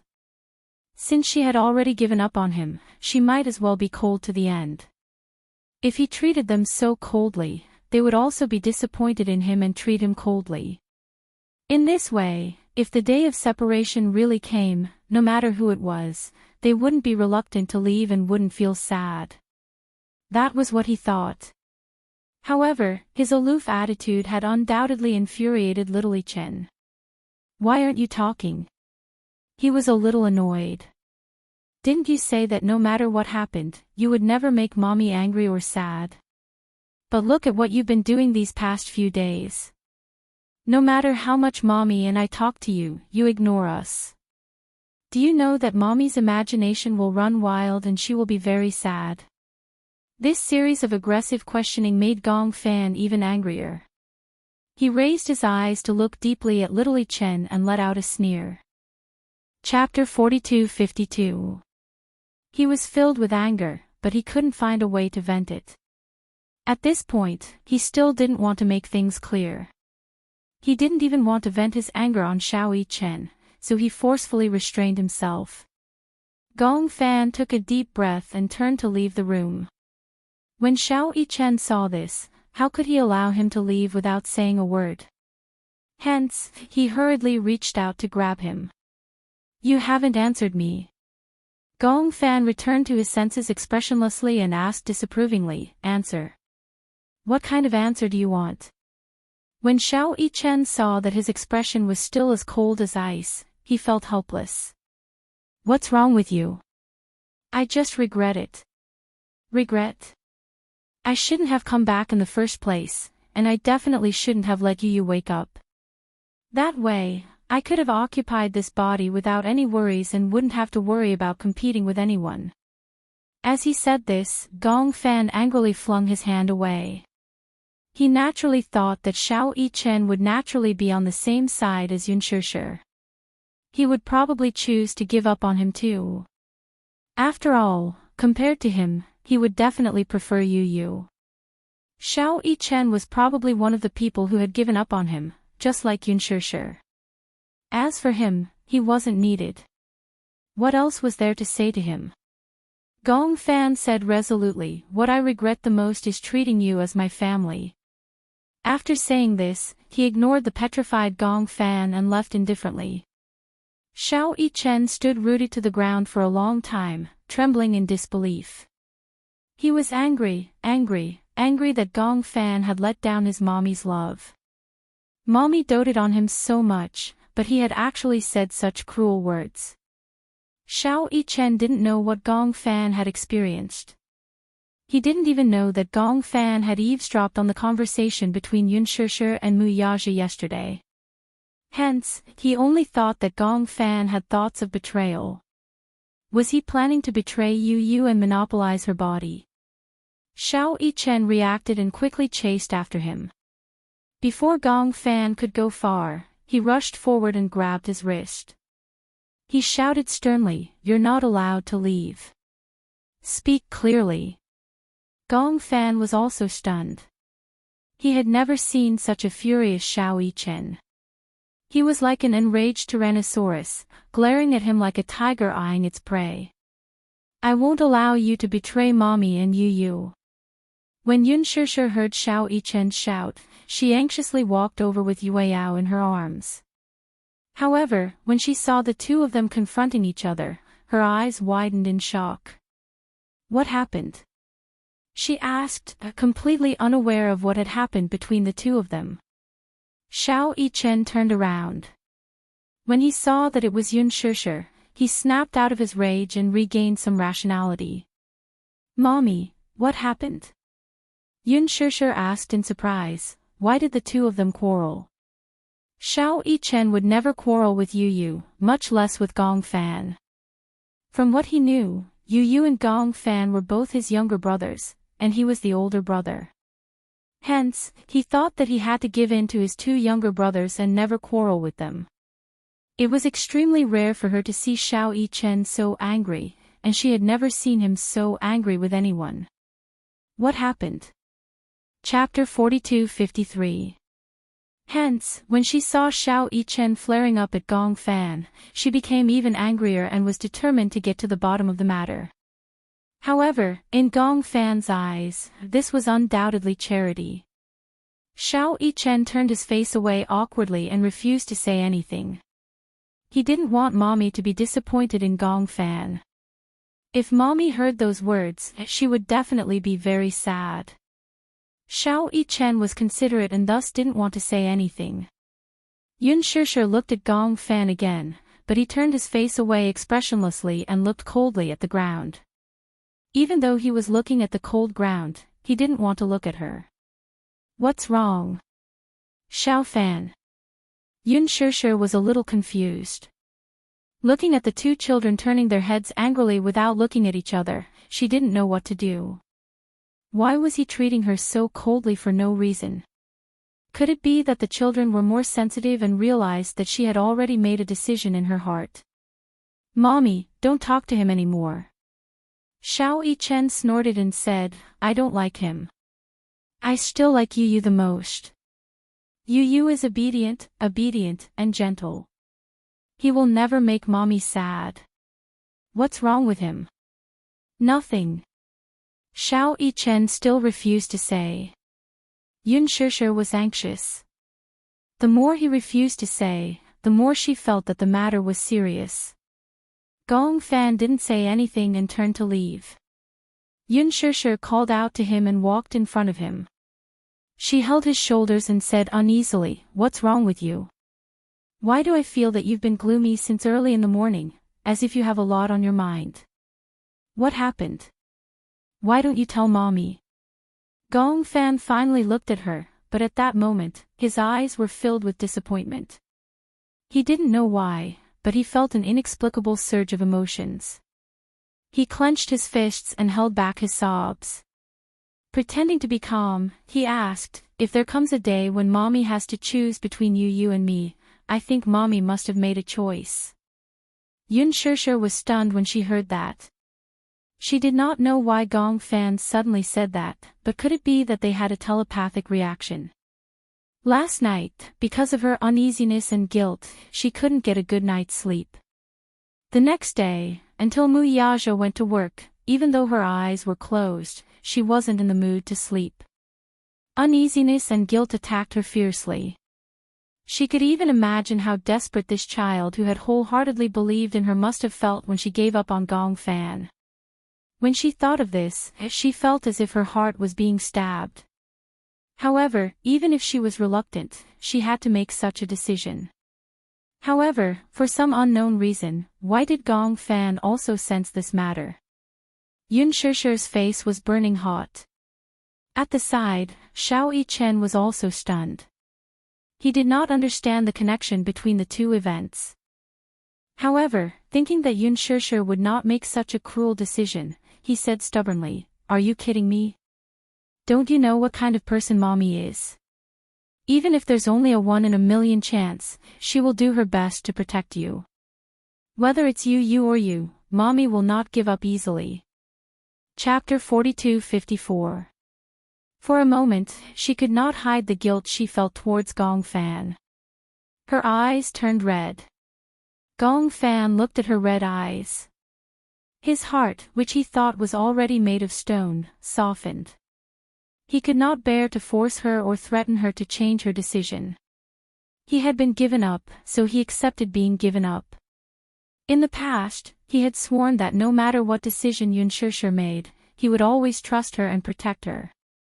Therefore, Gong Fan could not bear to blame her. Especially after seeing her tears, he could not harden his heart to face her. However, since it was her decision, he silently accepted it. Gong Fan knew and could tell that Yun Shishir must have been in a lot of pain when she made this decision. She was hesitating, and even now, she was still hesitating. He did not want to beg her to make a new decision because of this. After all, if this went on, he would feel tired and so would the others. Since it was so torturous, it was better to let go and give up. Everyone would be free and easy, and it would be much easier. Gong Fan knew that if that day really came, Yun Shishir would definitely be overwhelmed by guilt. He curled his lips and a layer of ice suddenly appeared in his eyes. Xiao Yichen is right. Gong Fan looked at Yun Shishir coldly.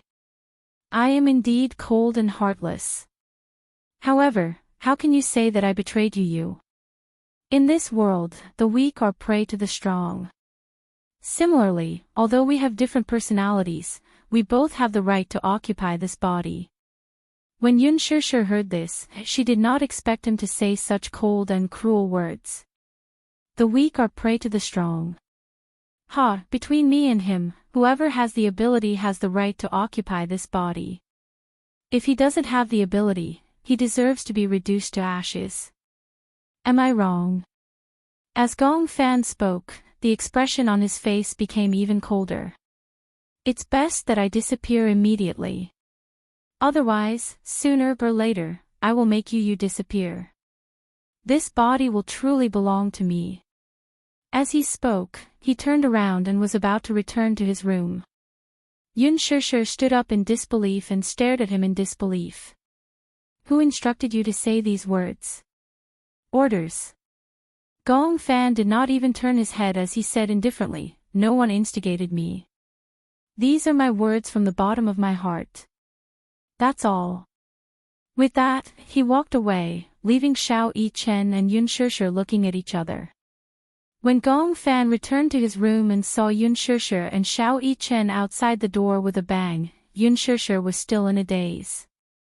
She found it hard to believe that Gong Fan had said those words from the bottom of his heart. He wasn't sincere. What's going on? Why did he become like this? Yun Shishir shook her head. He's not Gong Fan. Gong Fan wouldn't do this to me. Mommy, calm down. Xiao Yichen also felt that there was something suspicious about this. Why did Gong Fan suddenly become so cold and indifferent in just one night? He even said such overboard words. What happened? Yun Shishir couldn't help but feel suspicious. Could it be that this is another personality that he has? Otherwise, why would Gong Fan say such heartless words? Gong Fan has always been like this. Have you forgotten how he was when he first came back? To us, to you, to Daddy, and to Yueyao, he seemed to look at everyone with hatred, right? Chapter 42-55. That night, Gong Fan didn't come out to have dinner with everyone. Instead, he hid in his room alone. He had a very serious stomach problem. Yun Shishir had also reminded him about this. If he didn't eat on time, his stomach would hurt and it would be terrible. However, Gong Fan didn't want to come out. He locked himself in the dark room and curled up on the bed. He missed dinner time and his stomach was indeed in so much pain that it started to twitch. He clutched his stomach tightly, feeling cold all over. If he really decided to leave, since Yun Shishir had decided to give up on him, then he shouldn't be reluctant to leave. Be cold to the end. Let the coldness end everything. If he was cold to the end, the heartache would probably be less. Gong Fan turned over with difficulty and casually turned on the bedside lamp. He searched around the bedside table and as expected, he found a bottle of stomach pain medicine. Without the medicine, he chewed and swallowed the dregs. He returned to the bed and wrapped himself tightly with the blanket, shivering. Torture, like self-abuse, giving up. At the door, Yun Shishir paced back and forth at the door with the food that had been reheated 3 times. She looked at it anxiously but couldn't muster the courage to knock on the door. Mu Yaja saw that she kept pacing in front of Gong Fan's door and didn't even bother to eat. He felt helpless and didn't know whether to laugh or cry. He walked over and patted her shoulder gently. You haven't eaten yet. Eat first.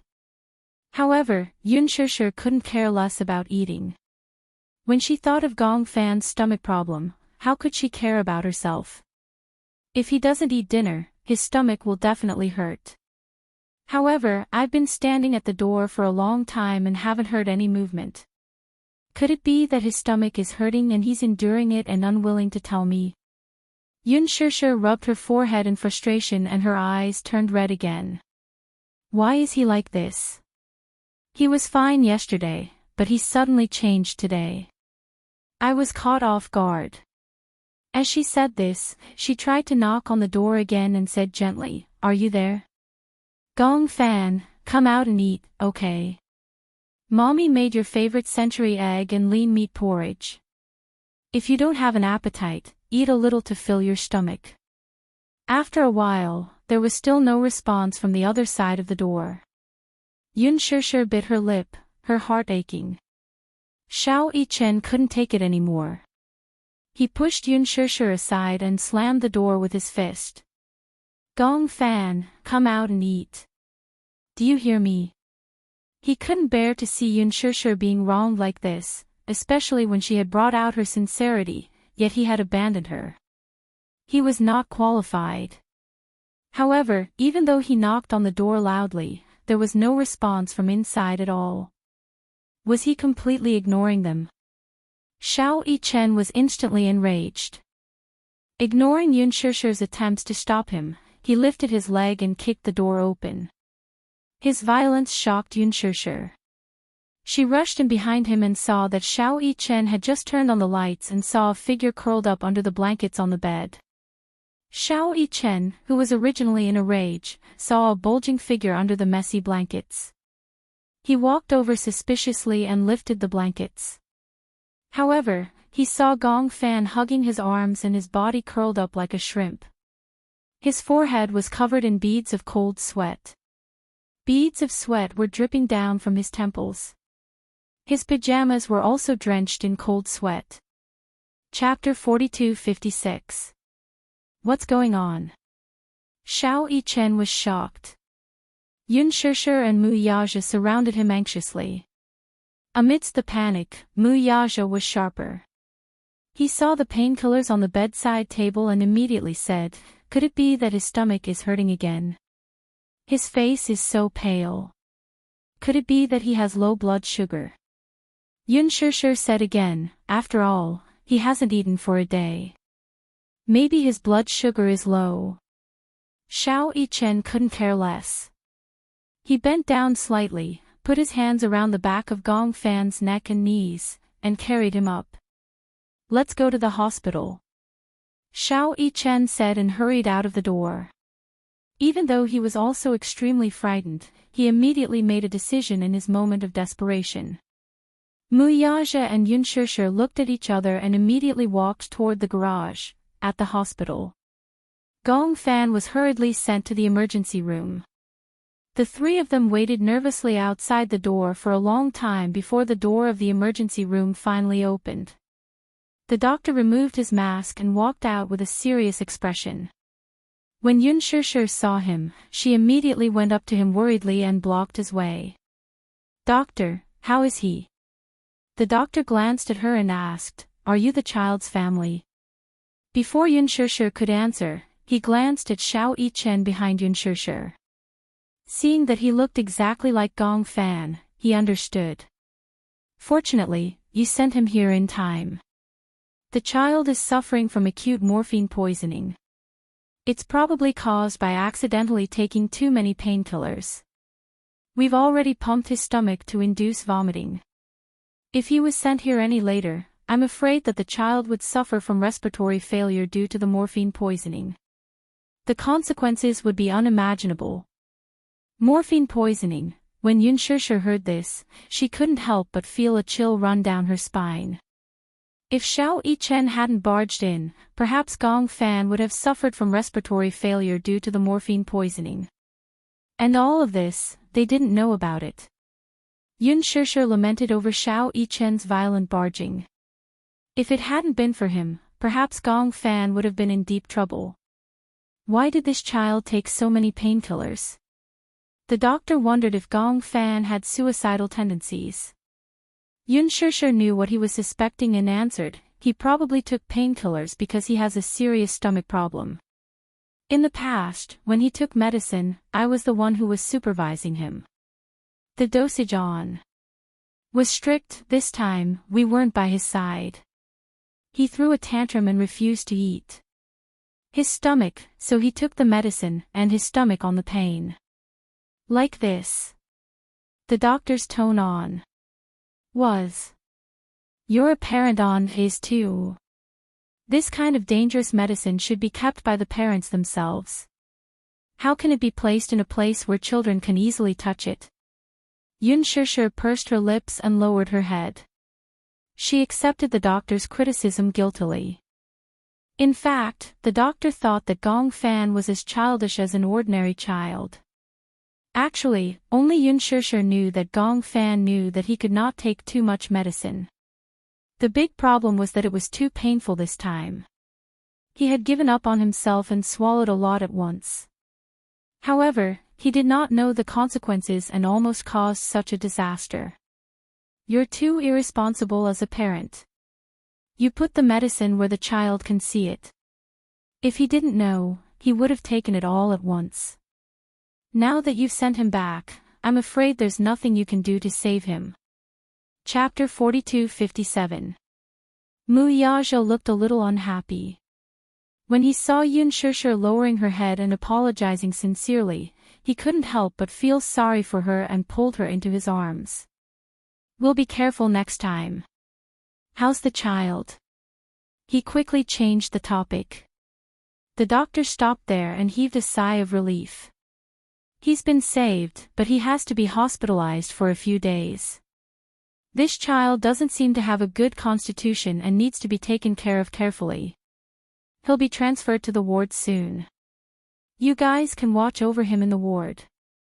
Okay. Soon, Gong Fan was pushed out of the emergency room and transferred to the intensive care unit. Yun Shishir came to the ward and saw Gong Fan lying on the bed with a pale face. There was no trace of blood on his face. His eyes were tightly shut and his hands were slightly curled. He was motionless and lifeless. Just by looking at it, she felt as if a knife was being twisted in her heart. How did he become like this? Yun Shishir casually pulled a stool by the bed and sat down. Her heart ached as she held Gong Fan's cold hand. In his coma, Gong Fan seemed to realize this warm touch and couldn't help but hold her hand, unwilling to let go of this warmth. Yun Shishir's heart ached even more. How did he become like this? What exactly happened to Gong Fan's body? Mu Yazhou and Xiao Yichen stood at the door, not daring to disturb her. Now, Gong Fan was on an 4 drip and Yun Shishir was guarding him without moving. When Xiao Yichen saw this, he said to Mu Yazhou, "Tonight, I'll stay here and watch over brother." "Daddy, do you want to go home first? You have to wake up early tomorrow morning." "How can I go to work in peace in this situation?" Mu Yazhou laughed helplessly. Even though he usually looked deep and didn't seem to care much about Gong Fan, he was still his son after all. It was just that compared to a mother's love, a father's love had always been as deep as a mountain. He said, "I've applied for leave tomorrow. Today, I'll stay in the ward to accompany you. Why don't I send you back and rest early?" Xiao Yichen frowned and said honestly, "I can't sleep peacefully with little brother like this." "Then stay here and accompany them." Mu Yazhou patted his head. "Go and get some hot water." "Oh, got it." Xiao Yichen briskly picked up 2 bottles of hot water and walked to the boiling room. Mu Yazhou walked over to Yun Shishir's side, gently held her shoulders, and squeezed them. Yun Shishir looked up at him. "Don't worry. Since the doctor said that he'll be fine, there's nothing to worry about. I keep having the feeling that he has something on his mind, but he doesn't tell me." After Mu Yazhou heard this, he suddenly lowered his voice and asked, could it be that he accidentally heard the conversation outside yesterday? Yun Shishir turned pale with fright. How is that possible? Other than that, I can't think of any other possibilities. Perhaps he couldn't sleep in the middle of the night and accidentally overheard our conversation in the back garden. Who knows? Could it be? Yun Shishir couldn't help but shudder at the thought of it. If Gong Fan heard this, then, he would definitely be bitterly disappointed. If he were in Gong Fan's shoes and heard that he had been abandoned, he would feel especially upset. If that was really the case, she wouldn't be surprised by Gong Fan's abnormal behavior today. Chapter 42:58. When Gong Jie returned to China, it was already 1 o'clock in the morning. It was a full 10 hours of time difference, but he had already gotten used to it. The villa had a large private helipad specially reserved for helicopters.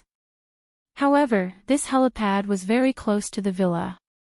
Gong Jia thought that if the helicopter landed directly on this helipad, the loud noise would definitely wake Natalia up. At this time, she might have already fallen asleep. Hence, he parked the helicopter at the helipad of another hotel and drove to the villa. Hua Jin was already asleep. In the middle of the night, his phone suddenly rang. He sat up in bed and picked up the phone beside his pillow. Only then did he realize that it was Gong Jia's number. He picked up the phone. Gong Jia's voice came from the other end. "You're asleep? If not, oh please. What time was it now?" It was already 1 o'clock in the morning. Why wouldn't he be asleep? It's so late. What's the matter? Gong Jia said, "I'm here." "Where are you?" "I'm home." "Then why don't you just come up?" Hua Jin silently rolled his eyes. However, Gong Jia said awkwardly, "I'm lost." "Huh?" Hua Jin's eyes widened as if he had heard a fairy tale. "Lost?" "Yes, I came in from the back garden, but I got lost in the garden." When Hua Jin heard this, he couldn't help but feel cold. Indeed, the interior area of this villa was already astonishingly large. The complimentary garden area alone covered an area of more than 20 acres. In addition to the intricate garden structure and the lush shadows of the trees, Hua Jin had once lost his way in the garden. "How did you come in from the back garden?" "The garage is in the back garden." Gong Jia gradually lost his patience and his voice became deeper. "Come and pick me up." After that, he hung up the phone. Hua Jin let out a long sigh. Gong Jia had returned to visit Natalia. It seemed that, at least for the time being, he wouldn't be able to have a peaceful day. Hua Jin stood up, walked to the back door, and turned on the lights in the back garden in advance. He couldn't figure out the intricate route for a long time, but if the lights in the back garden were on, it would be of great help in finding the path. "Can you hear where my voice is coming from?" "I heard you." "Then do you see a huge stone sculpture here?" "I saw it." "Yes, just walk in this direction and you'll be able to walk out." The huge back garden was like a huge garden maze at night. If one was not careful, it would be easy to get lost. Hua Jin rarely came to the back garden. Natalia, on the other hand, liked to wander around the back garden. This place was almost her world. The swing, the garden, the stone sculptures, this place was her little world. Gong Jia, on the other hand, was an out-and-out clown. He actually got lost in the backyard. After a while, Hua Jin finally heard Gong Jia's footsteps gradually approaching. He looked in the direction of the footsteps. Through the layers of shadows of the trees, he finally caught a glimpse of Gong Jia's figure shuttling through the garden. Hua Jin immediately went up to him. "Here, this is the exit." He went over and unexpectedly bumped into Gong Jia, who was full of hostility. After searching the back garden for so long, his patience was basically exhausted. Chapter 42-59. Hua Jin tried his best to hold back his laughter and pretended to be calm as he said, "This is the villa you bought." Gong Jia snorted when he heard that. The real estate consultant didn't say that this would be a backyard where people would get lost. He thought that he was going around in circles. No matter how he walked, it would be the same. In the end, he would definitely return to the starting point. If Hua Jin hadn't turned on the lights, he would have been searching here for an entire night. Hua Jin sighed. "Why did you come back so late? It takes more than 10 hours to fly from Hurricane to here. We also have to transfer to a helicopter." "Why?" "My plane can't land here. I don't have permission to land." With that, Gong Jia asked again, what about Natalia? Is she asleep? Yes, she's asleep. It's already so late. She must have gone to bed long ago. Oh. Gong Jia said, then I'll go up and take a look. Okay. Do you still remember which row and which room her room is in? Gong Jia was stumped by the question. In that case, it seemed that he really didn't remember. He had bought this villa for Hua Jin and Natalia. It had to be said that it was really big. Not only did it occupy a lot of space in the backyard, but the entire villa was also very big. It was like a century-old manor. It was said that this villa was the king of villas in this area. It was even more impressive than Yunshan Shi, which was under Mu Yage's name. When Yun Shishir came to visit for the first time, she was very envious. She had never seen such a big villa before. Only someone as rich as Gong Jia could buy it with his eyes closed. He didn't feel anything at all. Gong Jia was used to living in big places. The land that the Gong family occupied could no longer be measured by square meters. It was a magnificent castle, and it was also a super mansion that was one of a kind in the world. Gong Jia and Hua Jin walked up the stairs one after another. Hua Jin led him to Natalia's room. After entering the room, he turned on the wall lamp. Gong Jia had just walked in when he smelled a fragrance. It was Natalia's natural fragrance. There was a faint fragrance on her body. It was hard to tell what it was, but it was especially refreshing. Gong Jia slowly walked into the room. His footsteps were very light as he was afraid of waking her up. When he walked to the bedside and saw the person sleeping soundly on the bed, his originally sharp eyebrows slightly relaxed. He gently sat down on the side of the bed. However, the moment he sat down, Natalia's eyelids suddenly fluttered, and she slowly woke up. She opened her eyes and focused her gaze on the man sitting on the side of the bed. When she recognized him, she was overjoyed all of a sudden. "Daddy!" Gong Jia was a little absent-minded when he saw that she was awake. "Did I wake you up?" "No." Natalia pursed her lips and sat up on the bed. She opened her arms and softly snuggled into his arms and threw herself at him. Gong Jia hugged her with both hands, but Natalia's muffled voice came from his arms. "Why did you come back so late?" Hua Jin had told her that Gong Jia would be back soon. When Natalia found out that he would be back, she waited day after day, but he didn't come back. She couldn't help but feel a little disheartened.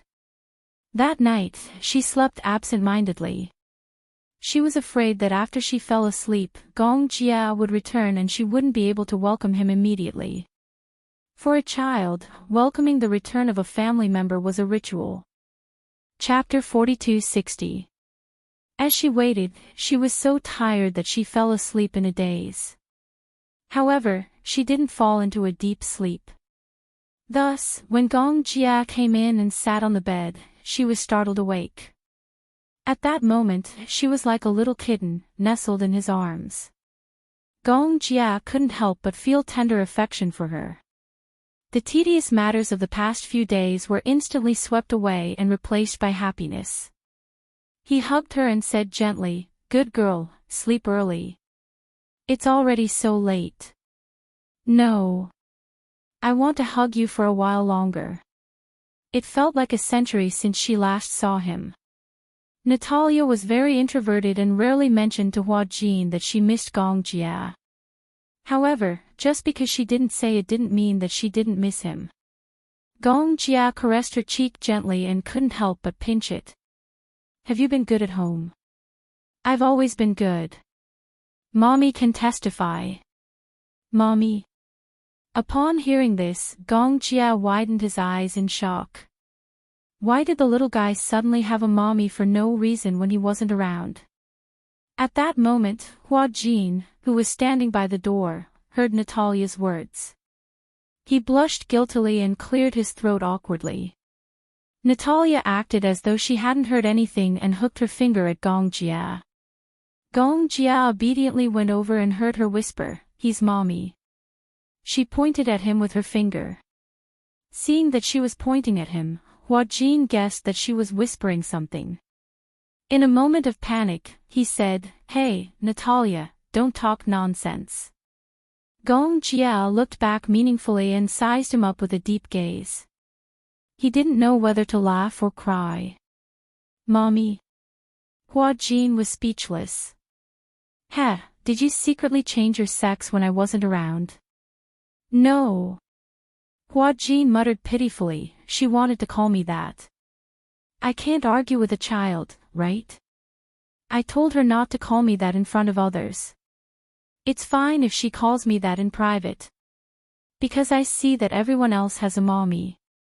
Why don't I have one? I don't have anyone else by my side. Besides, no matter whose mommy it is, she's not as pretty as my Huajin's mommy." Cough cough. Luckily, Huajin didn't drink any water. Otherwise, he would have choked on a big mouthful of water. "Stop calling me that." Huajin emphasized it again and glared at her. "Otherwise, I'll be laughed at." Natalia covered her mouth and snickered. When Huajin glared at her again, she meekly replied, "Got it." Even though she expressed her acknowledgement, she still had a smile on her face. What Huajin did not notice was that Gong Jia, who was beside him, could not help but curve his lips into a gentle smile. However, he deliberately turned his face away so that Huajin could not see the faint smile at the corner of his lips. "Stop fooling around," he grumbled. Between his words, his authority as a father was fully displayed. Natalia knew that Gong Jia wouldn't allow her to sleep late. She replied with a disappointed "oh," and went back to bed obediently. Gong Jia covered her with the blanket. Natalia asked carefully from under the blanket, "What's the weather like tomorrow?" Is it sunny?" Gong Jia turned to look at Huajin. "If I remember correctly, it should be sunny tomorrow." Chapter 4261. I want to fly a kite. Fly a kite. Gong Jia was a little surprised. When Huajin heard this, he immediately said, "I bought a strife kite some time ago. But recently, it has been cloudy. The weather changes all the time. If it's not raining, it's too cold. So, she has been waiting for the weather to clear up so that she can fly a kite." When Gong Jia heard this, he nodded. "Didn't you say that it's going to be sunny? Sleep early. After breakfast tomorrow, we'll fly a kite together." "Daddy, do you know how to fly a kite?" "No." "Ah, then you said that you'll take me to fly a kite. Don't you know how to fly?" Gong Jia curled his lips. "You can teach me. Daddy learns very quickly." "Okay. Then it's a promise. We'll fly a kite together. Don't go back on your word." "Okay, it's a promise." After getting his promise, Natalia fell asleep peacefully. Gong Jia and Huajin left the room. Huajin immediately said, "Shall I get you a bed? Where's the bathroom? I want to take a shower." "Go upstairs and turn left. It's the second room. That's my room. You can go and take a shower." As Huajin and Natalia were the only ones staying here, the other guest rooms did not have beds. Huajin wanted to go to the nanny's room and ask the nanny to make a bed, but Gong Jia had already gone upstairs to take a shower. "Get me a set of pajamas," he ordered him as if he was instructing a servant. Although Huajin was reluctant to do so, he agreed to it quickly. "Okay." Huajin nodded. So, while Gong Jia was in the bathroom, Huajin went to the walk-in closet and took out a brand new bathrobe and a new set of clothes. When he walked into the room, he said to Gong Jia through the bathroom door, "Can I leave the bathrobe outside? Is that okay?" Gong Jia's cold voice came from inside. "You want me to go out naked?" Huajin felt his face heat up just imagining that scene. "Forget it. Send him in." Hence, Huajin walked to the door and knocked. "Can I come in? I'll send it in for you." As soon as he finished speaking, the door opened from the inside. Huajin had thought that the gong jia would at most open a small gap, but in the end, it was opened wide, and the steam in the bathroom suddenly rushed out. He couldn't see clearly, so he waved his hand gently to disperse the fog. Suddenly, he saw Gong Jia standing at the door of the shower room, wiping his wet hair with a towel. His gaze uncontrollably swayed downwards, following the fine and distinct lines of the skin. His gaze followed the droplets of water that continued to slide downwards until he caught a glimpse of it. Suddenly, his eyes widened, and he didn't dare to look anymore. He abruptly turned around, as if he was sitting on a speeding roller coaster. His heart suddenly beat violently. Gong Jia noticed his big movement and frowned slightly. He turned around and saw Hua Jin's back facing him nervously. For a moment, he was confused. What was he doing? Clothes. Oh, Hua Jin was absent-minded. With his back facing him, he passed the bathrobe behind him. Gong Jia looked at his nervous expression, as if he was avoiding it. Then, he looked at his own naked body and seemed to understand something. Why? You're shy like a woman. Like a woman. Hua Jin couldn't help but frown. What did he mean by like a woman? Gong Jia asked again, "You've never seen another man's body before?" Chapter 42-62. Gong Jia raised his eyebrows disapprovingly. As he wiped his hair, he said to him as though he wanted to prove something, "Turn around." What? Hua Jin only felt that he was teasing him. "Didn't you ask me to bring the bathrobe in? Now that I've brought it in, take it. I'm going out." Gong Jia heard this but deliberately didn't take it. Instead, he crossed his arms and looked at him calmly. Hua Jin's back was facing him. He didn't move at all, like a stone statue. Gong Jia was actually a little interested. "Turn around." What? Hua Jin frowned and suddenly became vigilant. "Are you a pervert?" This guy was obviously not wearing any clothes, yet he still asked him to turn around and look at his nakedness. Was he a pervert? "I asked you to turn around, didn't you hear me?" His tone became a little dangerous. Hua Jin reluctantly turned around, but he deliberately squinted his eyes and carefully sized him up. Gong Jia was standing in the fog, so he couldn't see clearly for a moment. However, he imagined that he was not wearing any clothes, so Hua Jin deliberately didn't look down but stared straight at his face. Here. The fog gradually dispersed, and Hua Jin's face became even hotter. Just as he was about to turn his head and look away, he caught a glimpse of a towel wrapped around his lower body. Only then did he let out an embarrassed sigh. He thought he wasn't wearing anything. So he was wrapped in a towel. Damn it, he made him so nervous. He handed the bathrobe to him with both hands. "Take it, your bathrobe." As though he could see his uneasiness, Gong Jia's eyes flashed with a hint of mockery. He didn't take the bathrobe but asked casually, "Where am I sleeping tonight? I'll tidy up a room for you later." "It's so late, I'll sleep in this room." Hua Jin gritted his teeth. He guessed that this guy must be deliberately making things difficult for him, so he groaned. "Fine, if you want to sleep, you can sleep in this room. I'll prepare another room." He didn't want to wait for Gong Jia to reach out and take it, so he directly stuffed the bathrobe into his arms. Just as he was about to turn around, Gong Jia suddenly grabbed his arm and pulled him back. Hua Jin did not expect that this guy would grab his arm. He was caught off guard and fell backwards. In his imagination, he should have fallen hard on the cold marble floor of the bathroom. When he finally stabilized his center of gravity, he suddenly realized that he had fallen on someone's chest. Gong Jia coldly glanced at the person in his arms who was getting more and more nervous. He snorted, "Is there a need to clean up the room? The bed is so big, let's sleep together. Perhaps it was because the temperature in the bathroom was too high or for some other reason. Hua Jin's face turned even redder, as if he was holding a mouthful of turbid air. You don't have to make do with it. Don't you always sleep alone? You don't have to squeeze into the same bed with me. When I went to Africa in the past, I always slept with 2 bodyguards. Gong Jia paused for a moment and said, besides, the bed in this room is so big, it won't be a problem for 2 people to sleep together. Hua Jin felt strange and couldn't help but ask, why do you have to sleep with me? Gong Jia heard that and laughed instead of answering.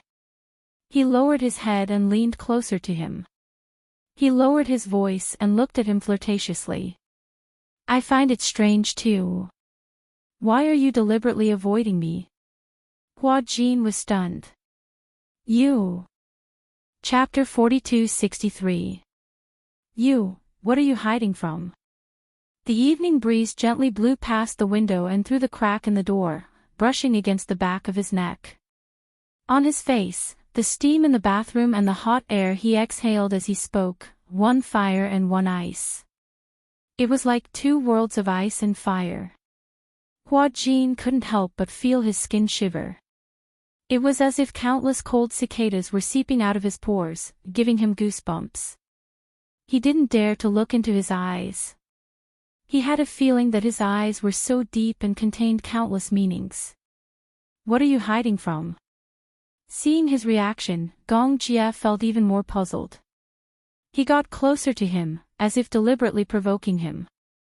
He raised his eyebrows and asked, have you never seen a man's body?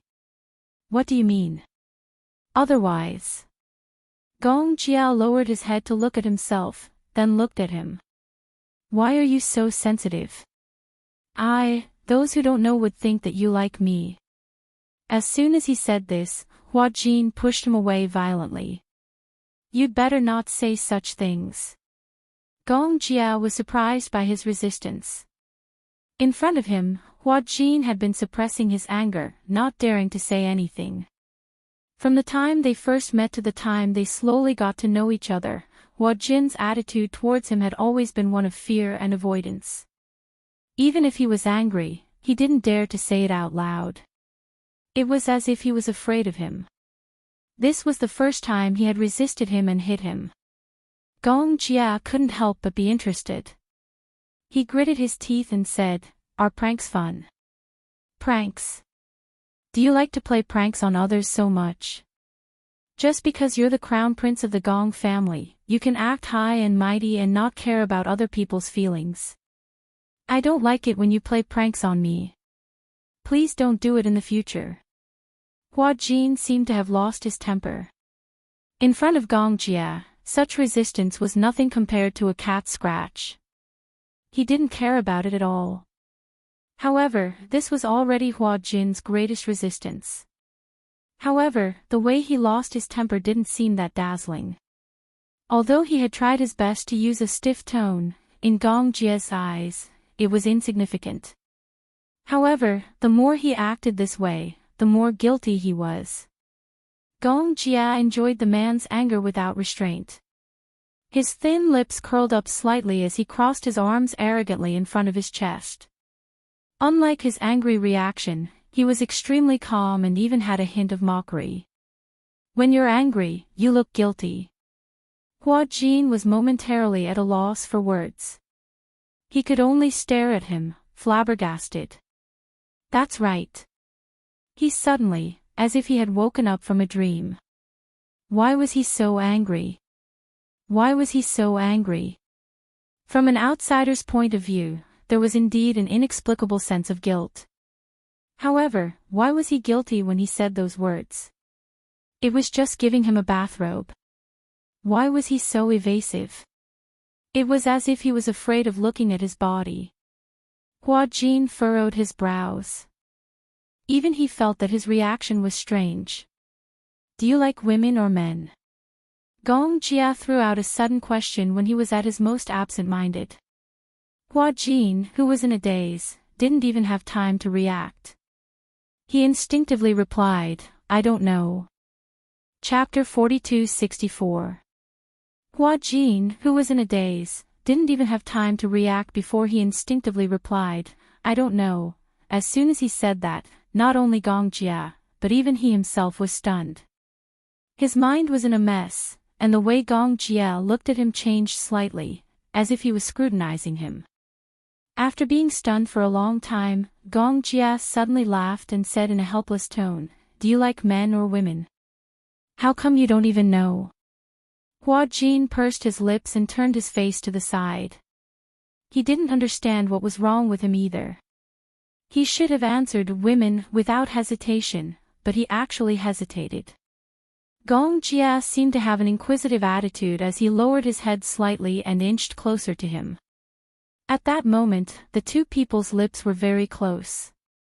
Hua Jin looked up slightly and could see Gong Jia's mesmerizing eyelashes. Those damn eyelashes. They were so long and so close to his eyes that his vision was a little out of focus. Gong Jia was especially tall and slender. He was like a wall that blocked him in the corner. His tall figure cast a shadow over his body. That shadow seemed to contain 1,000 pounds of strength, pressing down on him until he almost couldn't breathe. Hua Jin gripped the bathrobe in his hands. His knuckles were white, and the collar of the bathrobe was almost twisted out of shape. Because of Gong Jia's immense aura, he felt like he couldn't breathe. Gong Jia looked at him from the side. Seeing how nervous he was, his eyes flashed and he suddenly straightened his back. "Why are you so nervous?"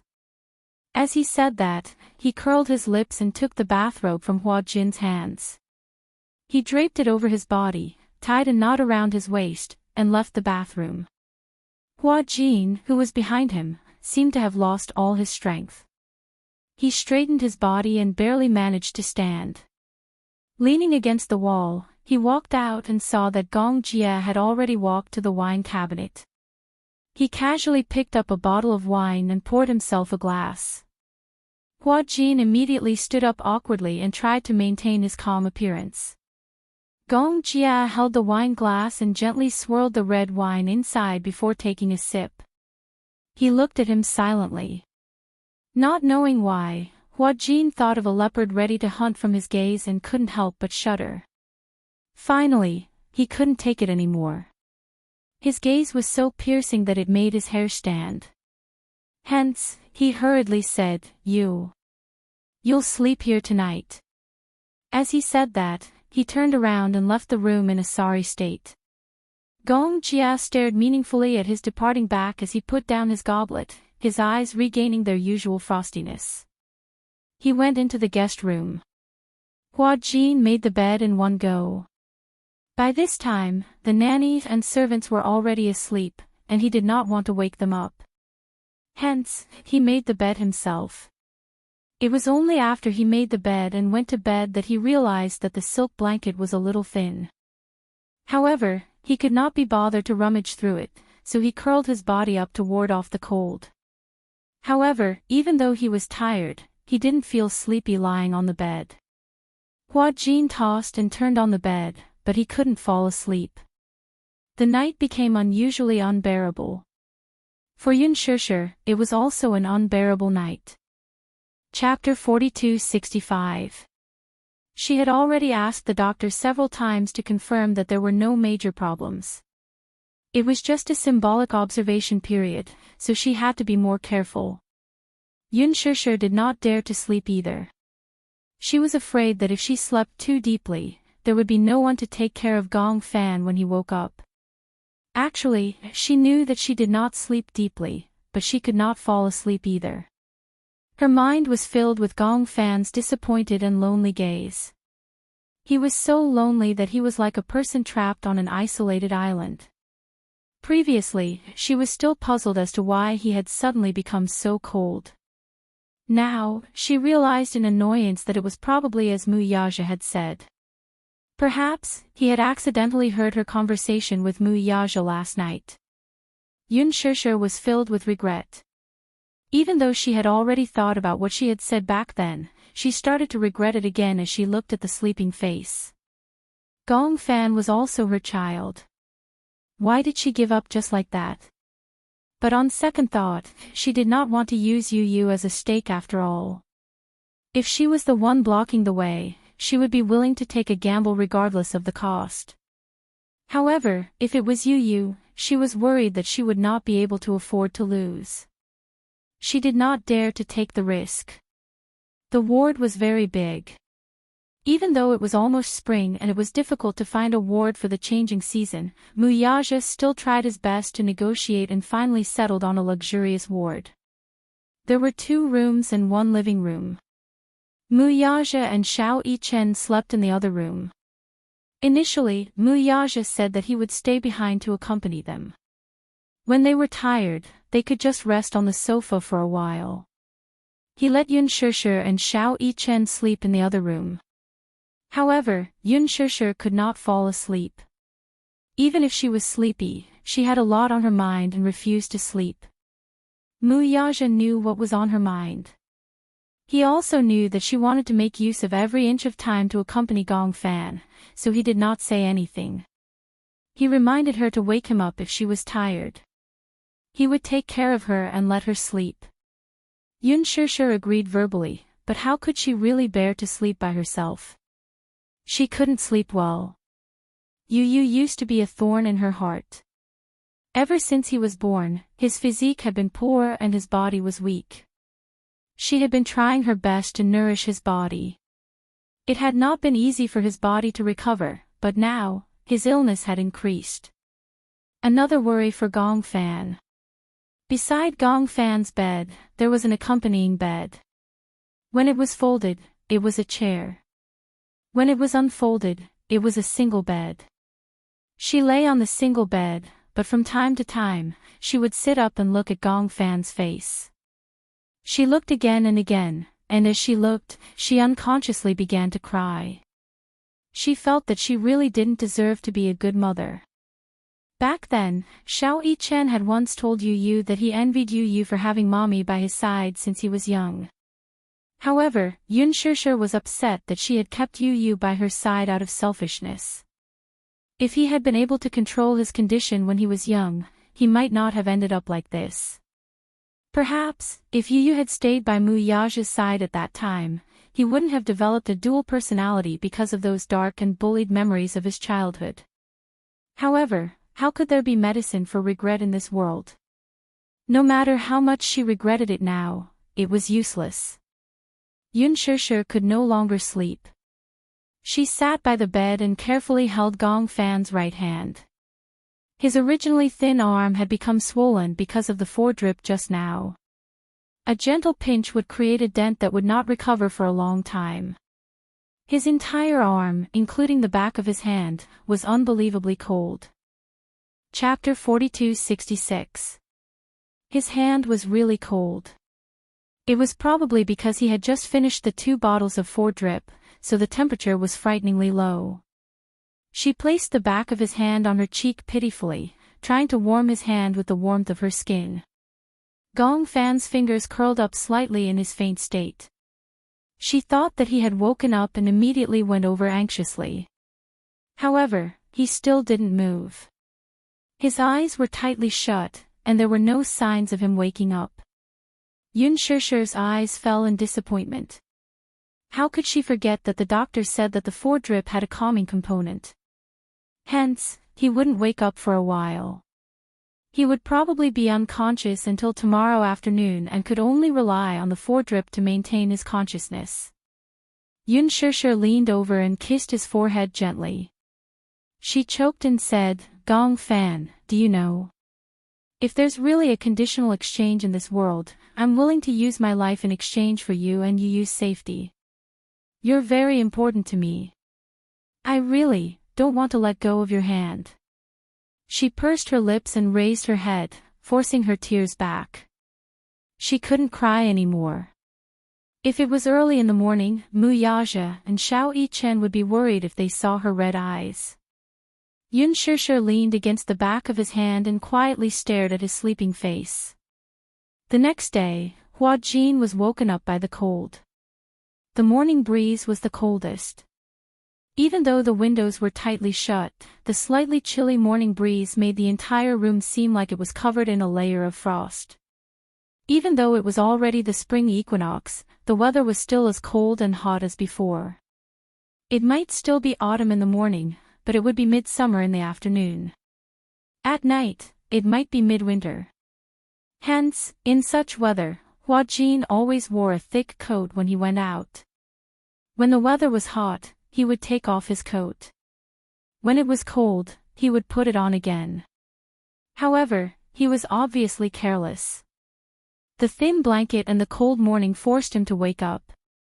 When he woke up, his limbs seemed to have stiffened and he couldn't help but tremble.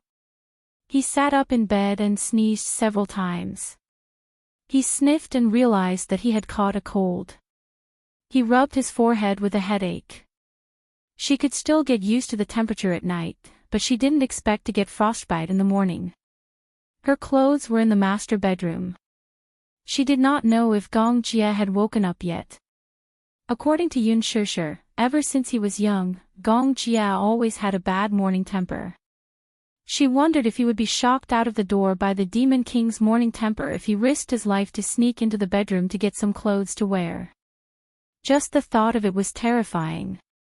Last night, he had fallen asleep in a daze while his thoughts were running wild. When he woke up, he was in a daze for a short while. Then, he thought of Gong Jie's strange words and actions last night, which made him very annoyed. Huajin lazily laid down on the bed and rolled up the blanket. Just like that, he pitifully restrained himself under the blanket. He rubbed his left foot against the back of his foot, trying to use the most primitive method of rubbing to generate heat. Damn it, the blanket was made of silk. She couldn't warm up the blanket and sheets for an entire night. Her toes were almost numb from the cold. Huajin's face was full of resentment. He was ashamed that he had felt warm when Gong Jie rushed back to the country because of Natalia's words. Now, he was the one who was suffering. Why did he have to invite this Demon King back? Wasn't he just looking for trouble? Chapter 42-67. Just like that, Huajin drifted back to sleep. In his half-awake state, he felt that someone had entered the room. Even though he wasn't in a deep sleep, he was so sleepy that he couldn't open his eyes. In a daze, he felt that someone had gently covered him with a thick blanket. Then, that person left the room quietly. When he woke up, the sun was already shining brightly outside the window. Huajin sat up on the bed and felt that his body was a little heavy. When he looked up, he realized that there was really a blanket covering his body. Recalling what had happened in his days, he thought that it was just a dream. He didn't expect that it was real. Then, who could have covered him with a blanket?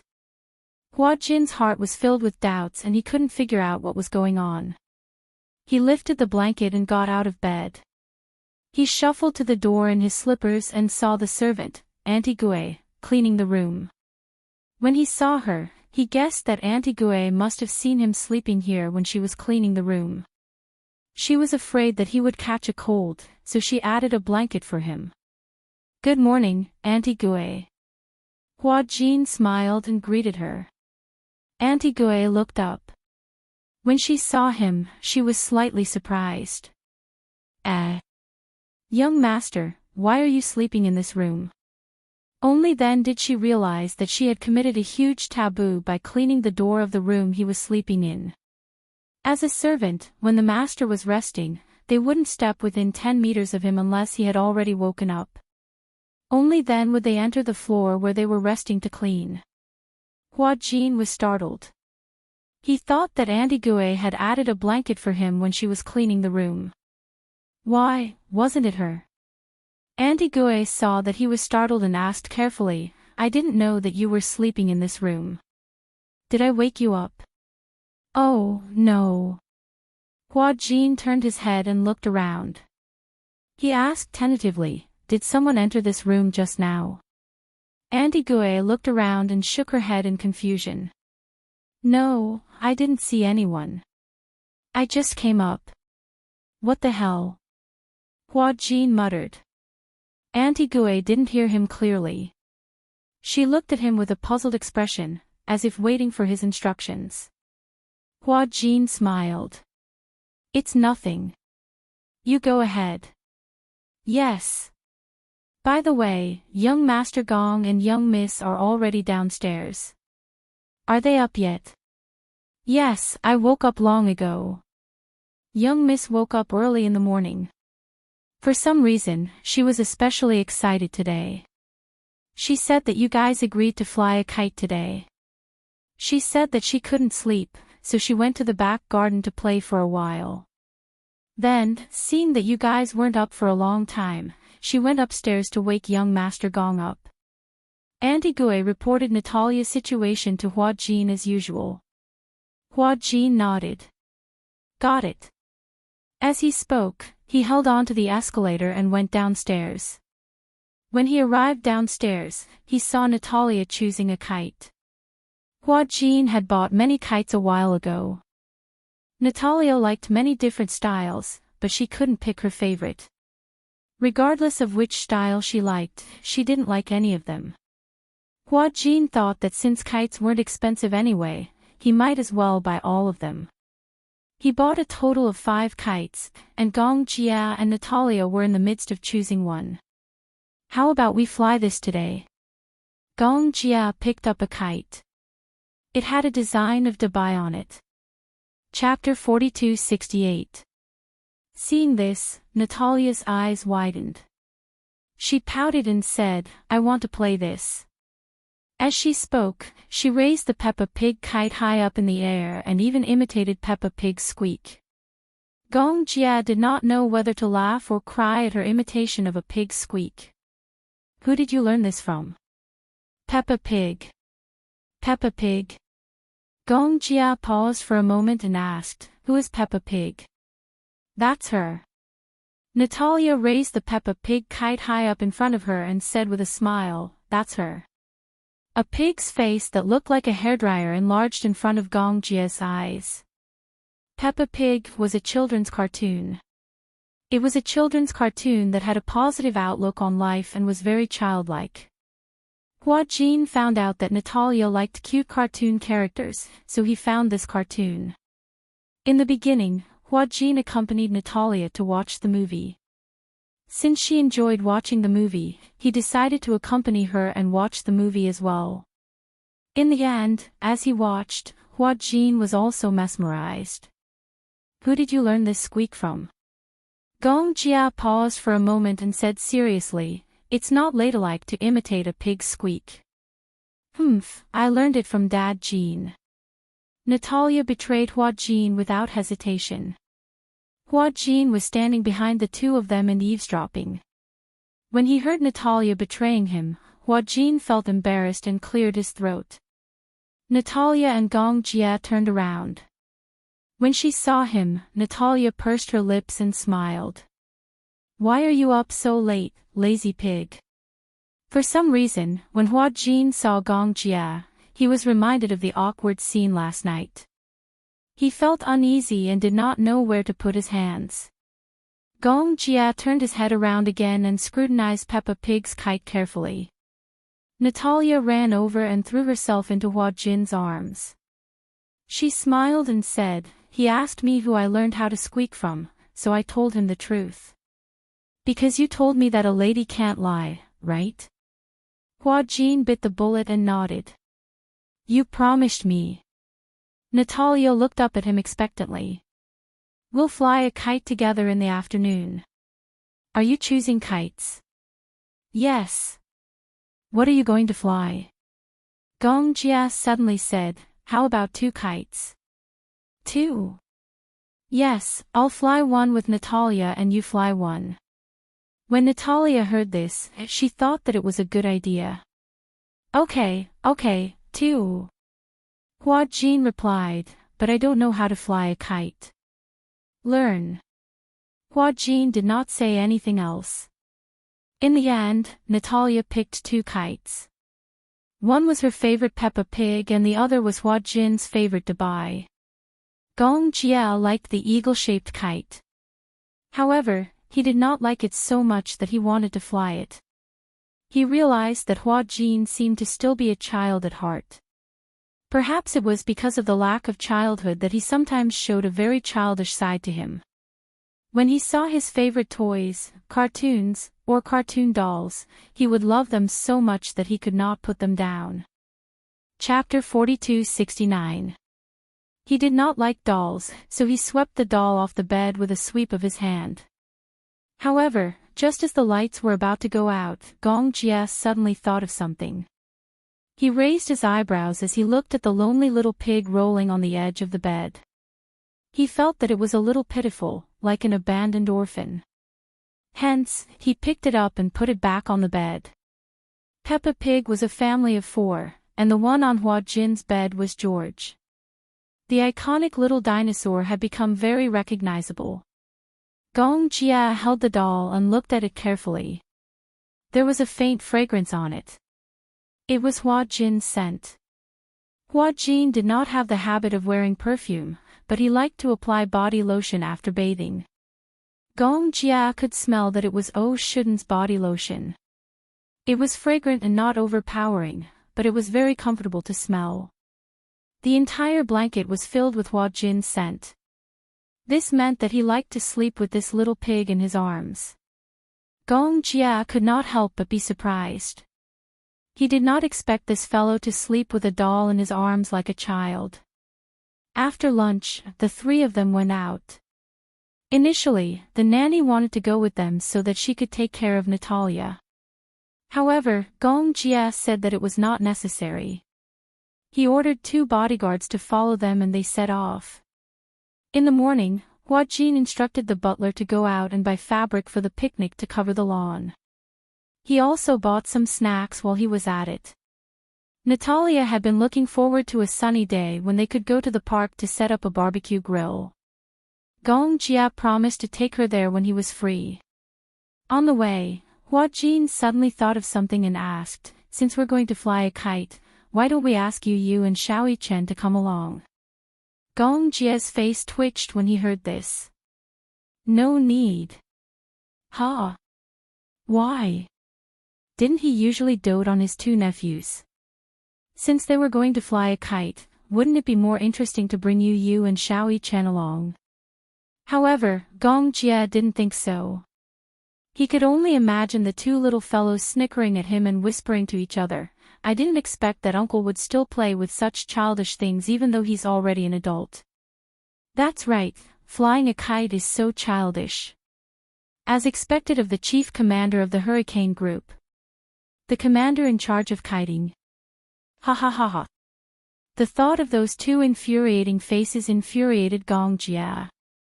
There's no need to specially bring those 2 little fellows. There will be another chance next time. He didn't want to be mocked by these 2 brats. Noticing the awkwardness on Gong Jia's face, Hua Jin actually guessed what he was worried about. He probed half-jokingly, "Don't tell me that you're too burdened with the image of an idol, so you're worried that the 2 lads will laugh at you if they see you flying a kite and you fail." His words exposed the truth. Gong Jia coldly glared at Hua Jin. The temperature in the car dropped by a few degrees Celsius.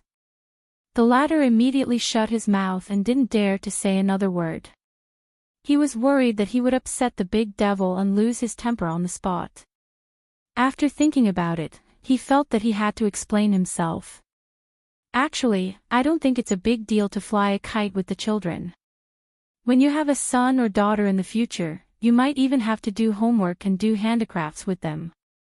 Isn't that even more childish?" Natalia, who was beside him, was stunned. Chapter 4270. Just as Hua Jin had said, there would be a day sooner or later when the Gong Jia would fall in love with a woman. Then, the 2 of them would get married and have a child. That child would have the blood of the Gong Jia flowing in his veins. He would be her biological child. But she wasn't. If there was such a day, then, would that child replace her and receive all the love and affection of the Gong Jia? But it was nothing. Suddenly, Natalia was a little envious of that child. Even though the child wasn't born yet and only existed in an abstract sense, just thinking about it made her feel envious. She thought that the child of the Gong Jia must be the luckiest child in the world. She had such a handsome father who loved her so much. She was afraid that she would never have such a bond of blood in her life again. Thinking of this, Natalia's gaze suddenly looked a little lonely. When Hua Jin looked at her, she immediately curled her lips and smiled to hide it. Hua Jin was a meticulous person. Through Natalia's smile, he could see her loneliness and disappointment. He immediately realized that his words just now had probably caused her to have some bad associations. She probably thought that one day, when the Gong Jia really fell in love with a wife, got married, and had a child, he would definitely give all his love to the child and not to her. But if Natalia didn't say it, he couldn't say it either. Otherwise, it would be too deliberate. Just as he was feeling conflicted, Natalia looked at Hua Jin curiously and asked, "Will you get married in the future?" You will definitely find a woman you like in the future and get married. Then, like Daddy, you will get married and have a child, right? When Hua Jin heard this, he immediately confirmed his guess. Just as expected. She was really worried about this. "I won't get married." Hua Jin chuckled and immediately said, "I won't get married." She had been mentally prepared for Hua Jin to say that he would get married, but when she heard such an answer from him, Natalia was even more surprised. "Why?" "Because," Hua Jin said seriously, "I don't want to get married." "Why not?" "Because I already have you." Natalia didn't expect such an answer from him. She was stunned and looked at him in surprise. "Do you plan to spend the rest of your life alone?" To die alone, he was not destined to be alone for the rest of his life. "What do you mean by dying alone?" "Don't I already have you?" Hua Jin patted her head lovingly. "In the future, no matter what happens, you and I will be together forever. We will never be separated." When Natalia heard this, her heart was deeply touched. Her eyes reddened, but she held back her tears and nodded heavily. "Yes. I will study hard and earn money in the future to support you in your old age." Perhaps for Natalia, not getting married for the rest of her life was not a clear concept, but it was enough to shock her. However, retirement, Hua Jin immediately imagined himself paralyzed in a wheelchair while Natalia was all grown up and busy beside him. Oh my God! This little rascal, he hadn't even grown up yet, but he could already imagine what she would look like when she was old. Was this filial piety? Should he symbolically feel touched? Chapter 42-71. Natalia threw herself into his arms and said seriously, "I've decided to love you more from now on. After all, you're the man who's going to be with me for the rest of my life." When Hua Jin heard this, he was overjoyed. Although he pretended to be calm on the surface, the corners of his mouth couldn't hide his delight. "You've finally realized the truth." Hua Jin hugged Natalia lovingly and raised his handsome eyebrows. "I'm the man who's going to be with you for the rest of your life." When Gong Jia heard this, he didn't think much of it and said unhappily, "Why should I?" Natalia and Hua Jin looked back at him in surprise. "You didn't even ask me. How do you know that I'll definitely get married and have children in the future?" When Natalia heard this, she didn't quite believe him. "Don't tell me you don't want to get married and have children." "I don't have such thoughts." "Why?" Natalia suddenly threw out a shocking sentence. "Don't tell me you like men." Gong Jia was speechless. Hua Jin was speechless. After Natalia asked this question, before Gong Jia could react, Hua Jin's face turned red. He immediately muttered, "Don't talk nonsense." Gong Jia glanced at Hua Jin meaningfully and couldn't help but laugh. "Why are you blushing?" Hua Jin instinctively touched his face and looked at the phone screen. "Is my face red?" When he turned around, he saw Natalia nodding sincerely. Yeah, it's very red. Hua Jin immediately found an excuse. It's probably because the sun outside is too strong. It's red. Then, there was dead silence in the car. The car drove towards the outskirts. Half an hour later, the car arrived at Forest Park on Stone Horse Mountain.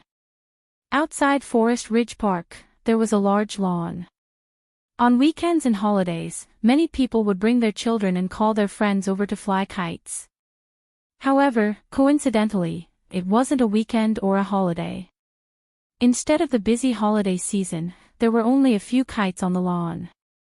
The bodyguard got out of the car and stood by. Hua Jin carried the basket of snacks to a spacious lawn and laid out the tablecloth on the lawn. The fruits were all washed. Hua Jin took Natalia's favorite snacks and placed them casually on the lawn. However, when Natalia reached the lawn, she was unusually excited. She looked around and ran around to check the area. When she came back, she reported to Gong Jia that she had found a suitable place to fly kites. There are more people there. Everyone is standing there to fly kites. Gong Jia nodded. He picked up the kite that Hua Jin had arranged and was about to walk over with Natalia. When Hua Jin saw this, he immediately stood up and said, "No, don't fly it in a crowded place." "Huh? Why?" "Because if there are too many people, the kites will be too close together and the strings will get tangled. If that happens, the kite will fall easily and the string will be knotted." This time, he only brought 3 reels of string. If it was to be knotted, he didn't have many spare ones. As he spoke, a kite fell and landed on Hua Jin's back. The two of them ran over noisily. The string got tangled. Chapter 42-72. Hua Jin turned to Natalia and Gong Jia with an expression that seemed to say, "See, I'm right." Natalia nodded with a confused expression. "You seem to know a lot. Didn't you say you didn't fly kites before?" "I didn't fly kites, but I did a lot of research." Hua Jin had done a lot of research. He usually didn't fly kites. Furthermore, it was rare for him to go out with Natalia, so he didn't want to fail. Thus, Natalia and Gong Jia chose a more spacious area that was far away from the dense cluster of kites. Although there weren't many people at this time, the people who came to fly kites were all gathered together. Therefore, that part of the sky was filled with a dazzling array of kites of various colors and styles. They were all gathered together in a dark mass. The spectacular scene was breathtaking. "Daddy, let's go fly kites." "Okay." Gong Jia picked up 2 kites. "Which one should we fly first?" Natalia stared at the 2 kites in Gong Jia's hands. One was Peppa Pig, and the other was Dubai.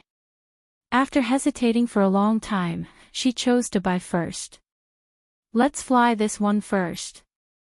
Gong Jia and Hua Jin were both surprised. "Huh? Why Dubai? Don't you like Peppa Pig the most?" "I'll use Dubai as a practice target. If I don't fly it properly and it flies away, I still have Peppa Pig."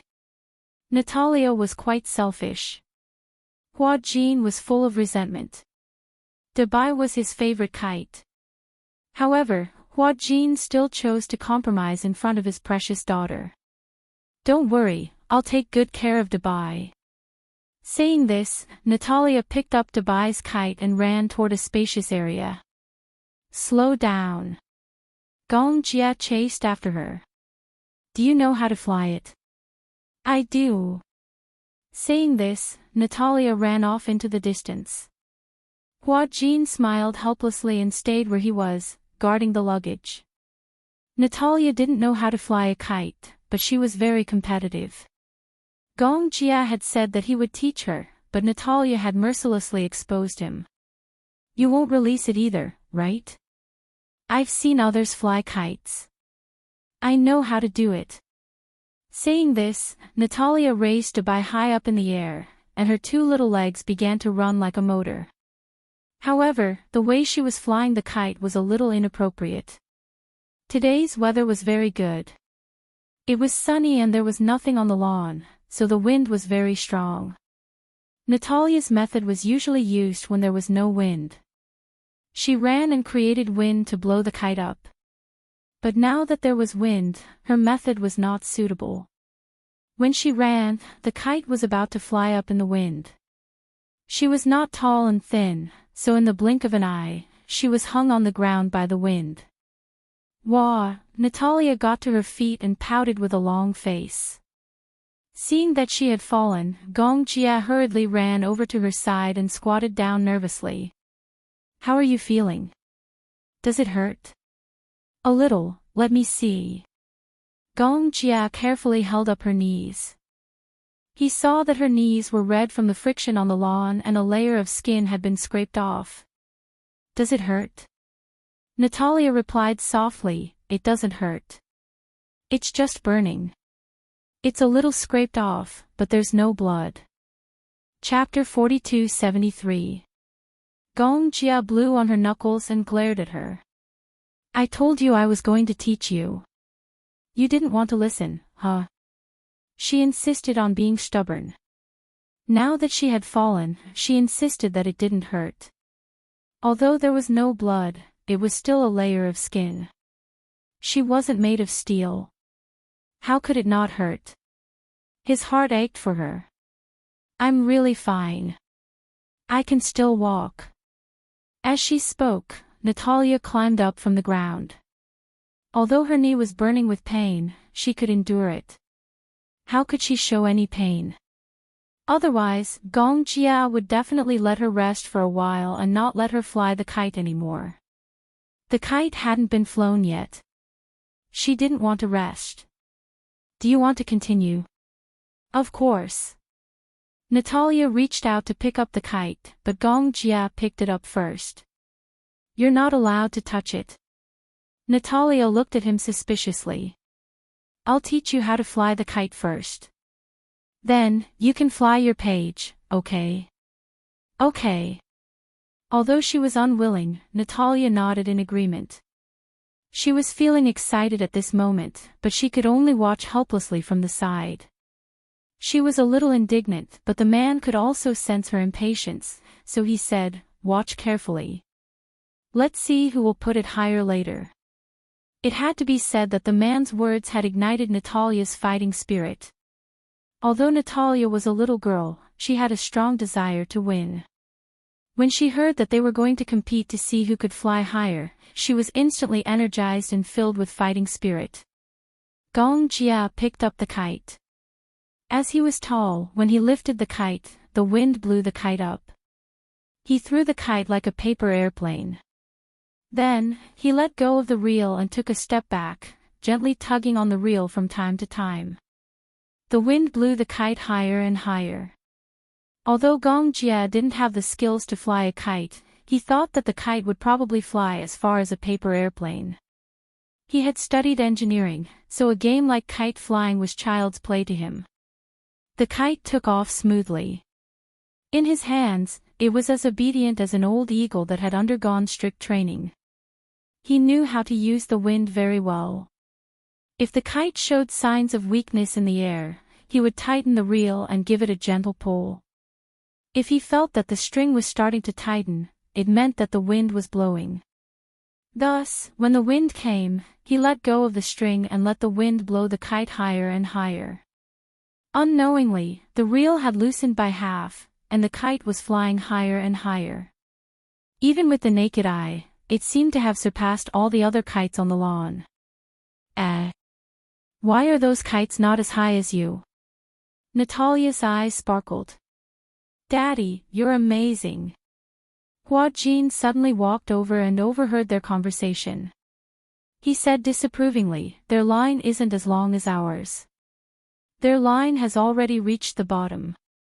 Look at the height, it's no more than 400 meters. The line I brought can reach up to 800 meters.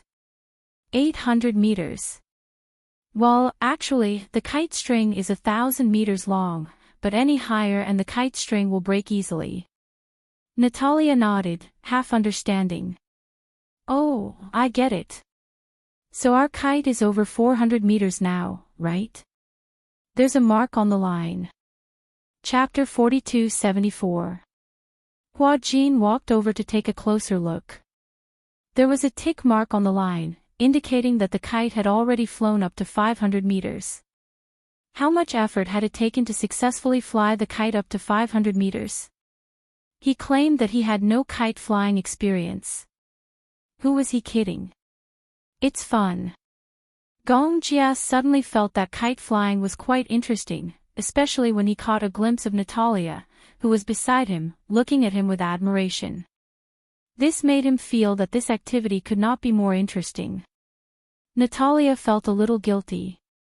Just now, she had been eyeing Gong Jia covetously, determined to compete with him. Now, seeing him fly so high, she suddenly felt a little discouraged. I lost.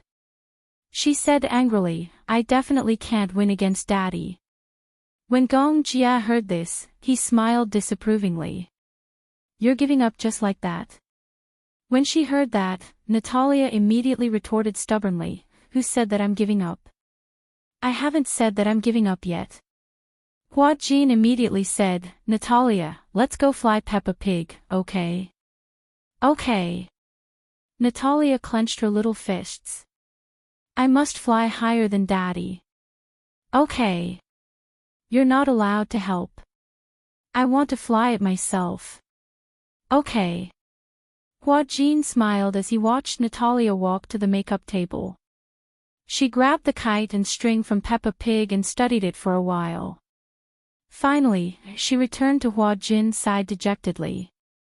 That. How do I tie the kite string? Didn't she say that she would do it herself and that she did not need help? Hua Jin gave her a look of disdain. Natalia could not ignore the ridicule in his eyes.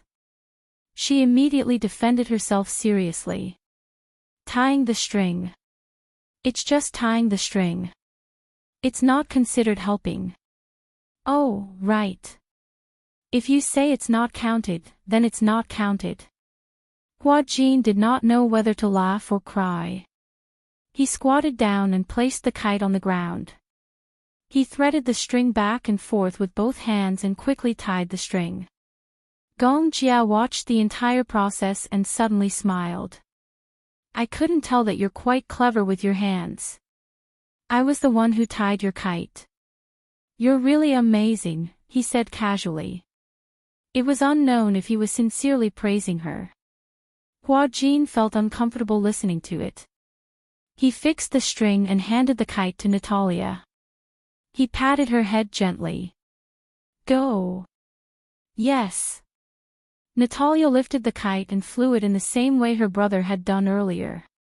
Alas, she was short, which was quite a disadvantage. No matter how she tiptoed, there was still a height difference between her and her brother. She turned to Hua Jin and said, Stand a little to the side. Don't block my wind. Hua Jin had a face full of question marks. How could he block her attack with his body? However, he still obediently retreated to the side. Natalia threw the kite, but it crashed into the grass like a plane. Duong. Natalia's face darkened immediately. She looked resentfully at the kite in Gong Jia's hand that was flying higher and higher. She complained, We're different. Ha ha ha ha. Hua Jin could not hold it in anymore. He was not afraid of offending Natalia and laughed mercilessly. Natalia, you're too cute. You didn't throw the kite on the ground. You threw it into the wind. Natalia's face continued to darken. Stop laughing. Hua Jin tried his best to hold it in. His face was red from holding it in. Let me help you, okay? Chapter 42-75. Alright, you play by yourself.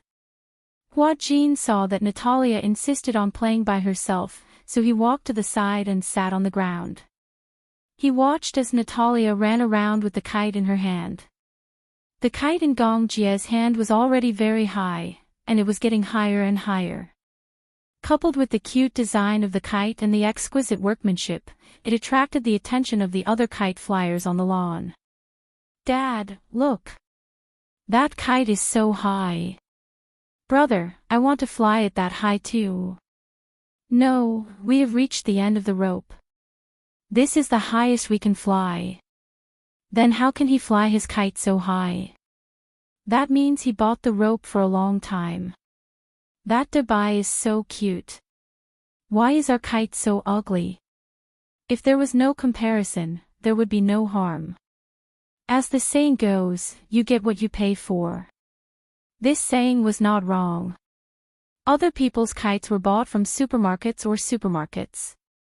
Most of them were tourists from Sunling Park. When they came out of the park, they saw someone pushing a cart selling kites on the lawn. So, they went up and bought a kite to fly.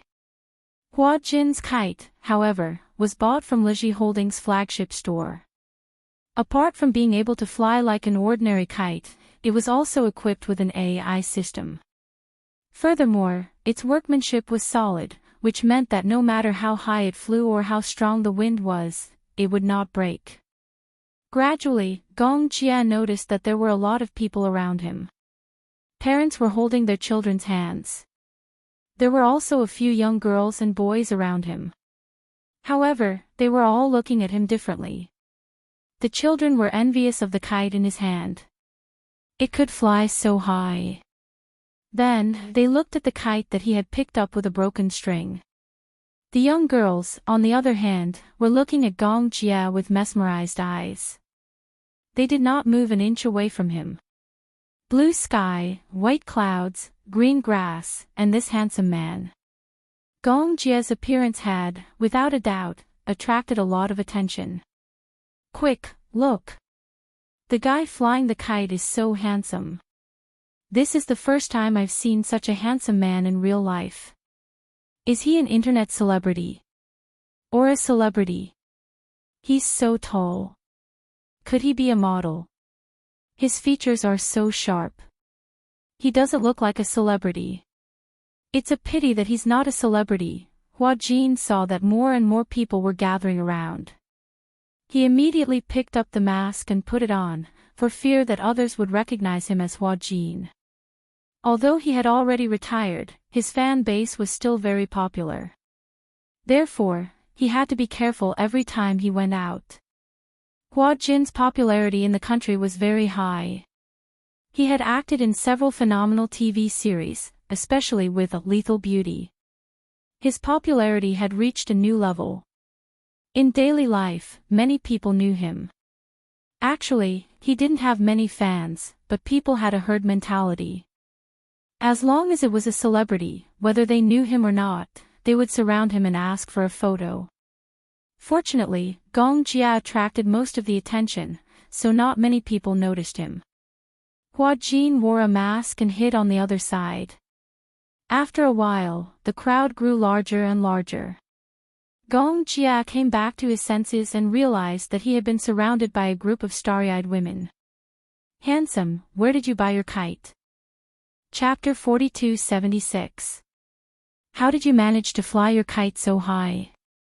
"I can't fly my kite high enough, and it always falls down for no reason." "Cutie, can you teach me how to fly a kite?" A group of women surrounded Gong Jia and chattered away. Some even tried to seduce him, and some even took out their phones to open WeChat's QR code, wanting to add Gong Jia as a friend. In front of such a handsome man, many of the women couldn't care less about their modesty. They blushed and mustered up their courage to strike up a conversation. Gong Jia was confused. He had been too focused on flying the kite earlier and hadn't paid attention to the women around him. He didn't know when, but he had been drowned by the sea of people. Natalia finally managed to fly the kite, and from the corner of her eye, she saw that there was a crowd of people dozens of meters away from Gong Jia. Gong Jia held the kite string in his hand, but he couldn't break through the crowd. She saw that the women were all rubbing their hands, eager to strike up a conversation with Gong Jia. Although she was still young, she knew that her daddy was being targeted by other women. With this heroic silhouette that was rarely seen in the secular world, it attracted bees and butterflies. However, Natalia couldn't allow Gong Jia to be coveted by others. She pursed her lips, thought for a moment, and walked toward Gong Jia with the kite in her hand. First, she was blocked out of the crowd. Natalia held the kite up high and pouted. "Daddy! Daddy!" She carefully tried to break through the crowd. "Excuse me, why are you all squeezing here?" "Daddy, Daddy." Hearing Natalia call for Daddy, the people around her noticed the little girl and were surprised. Oh my God! This little girl was so cute. Some sharp-eyed people even noticed Natalia's purple eyes and were shocked. Why are this girl's eyes purple? Could it be that she's wearing contact lenses? That's right, how can there be purple eyes in this world? Whose child is this? Her parents are too much. She's so young, but they put purple contact lenses on her. That's too much. What if her eyes get damaged? She seems to be calling someone daddy. Who is it? Whose child is that? Come and claim it. This child is so small. Be careful, don't squeeze her, don't step on her. The crowd began to spread the word. Gong Jia immediately fixed the reel to the hook on the ground and walked over to Natalia. "Excuse me." As he walked over, the crowd automatically parted to make a path for him. When Natalia saw him, she threw herself into his arms and sobbed in a voice that she had never used before. "Daddy, sob sob sob, why can't I fly my kite? I'm so angry." Gong Jia had never seen Natalia act so coquettishly. She threw herself into his arms and opened her arms for a hug. He obediently picked her up, which was equivalent to admitting that he was Natalia's father. At this moment, the expressions of the people around them changed. Shock, astonishment, disbelief, especially when they saw the little girl hugging Gong Jia and calling him daddy, they were even more shocked. What? This little brother was already a father. He looked so young, like he was in his 20s, but he was already a father. Chapter 42-77. Many of the girls were heartbroken.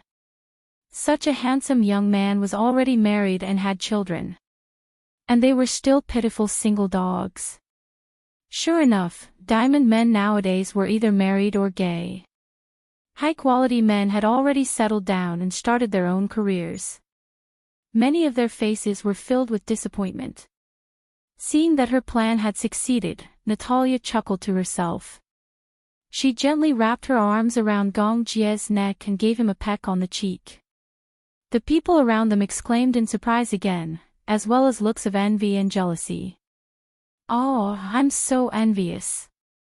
I'm suddenly so envious of that little girl. Yeah, if only I was the girl in that young man's arms. Why don't I have such a handsome father? This little girl is really good at reincarnating. I have to say, reincarnation is also a skill." The crowd surrounded Gong Jia and Natalia and discussed animatedly. Their gazes were filled with surprise, jealousy, and amazement. The noisy chatter of the people around them made Gong Jia frown. He turned around and glanced around coldly. Then, he shouted expressionlessly, "What are you all doing here? So fierce." Especially Gong Jia's cold and distant gaze. It felt as if a gust of cold wind from the Arctic Ocean had blown over the huge lawn. Not a single blade of grass grew. The crowd was shivering from the cold. Soon, they dispersed like floodwaters. There was not a single person around.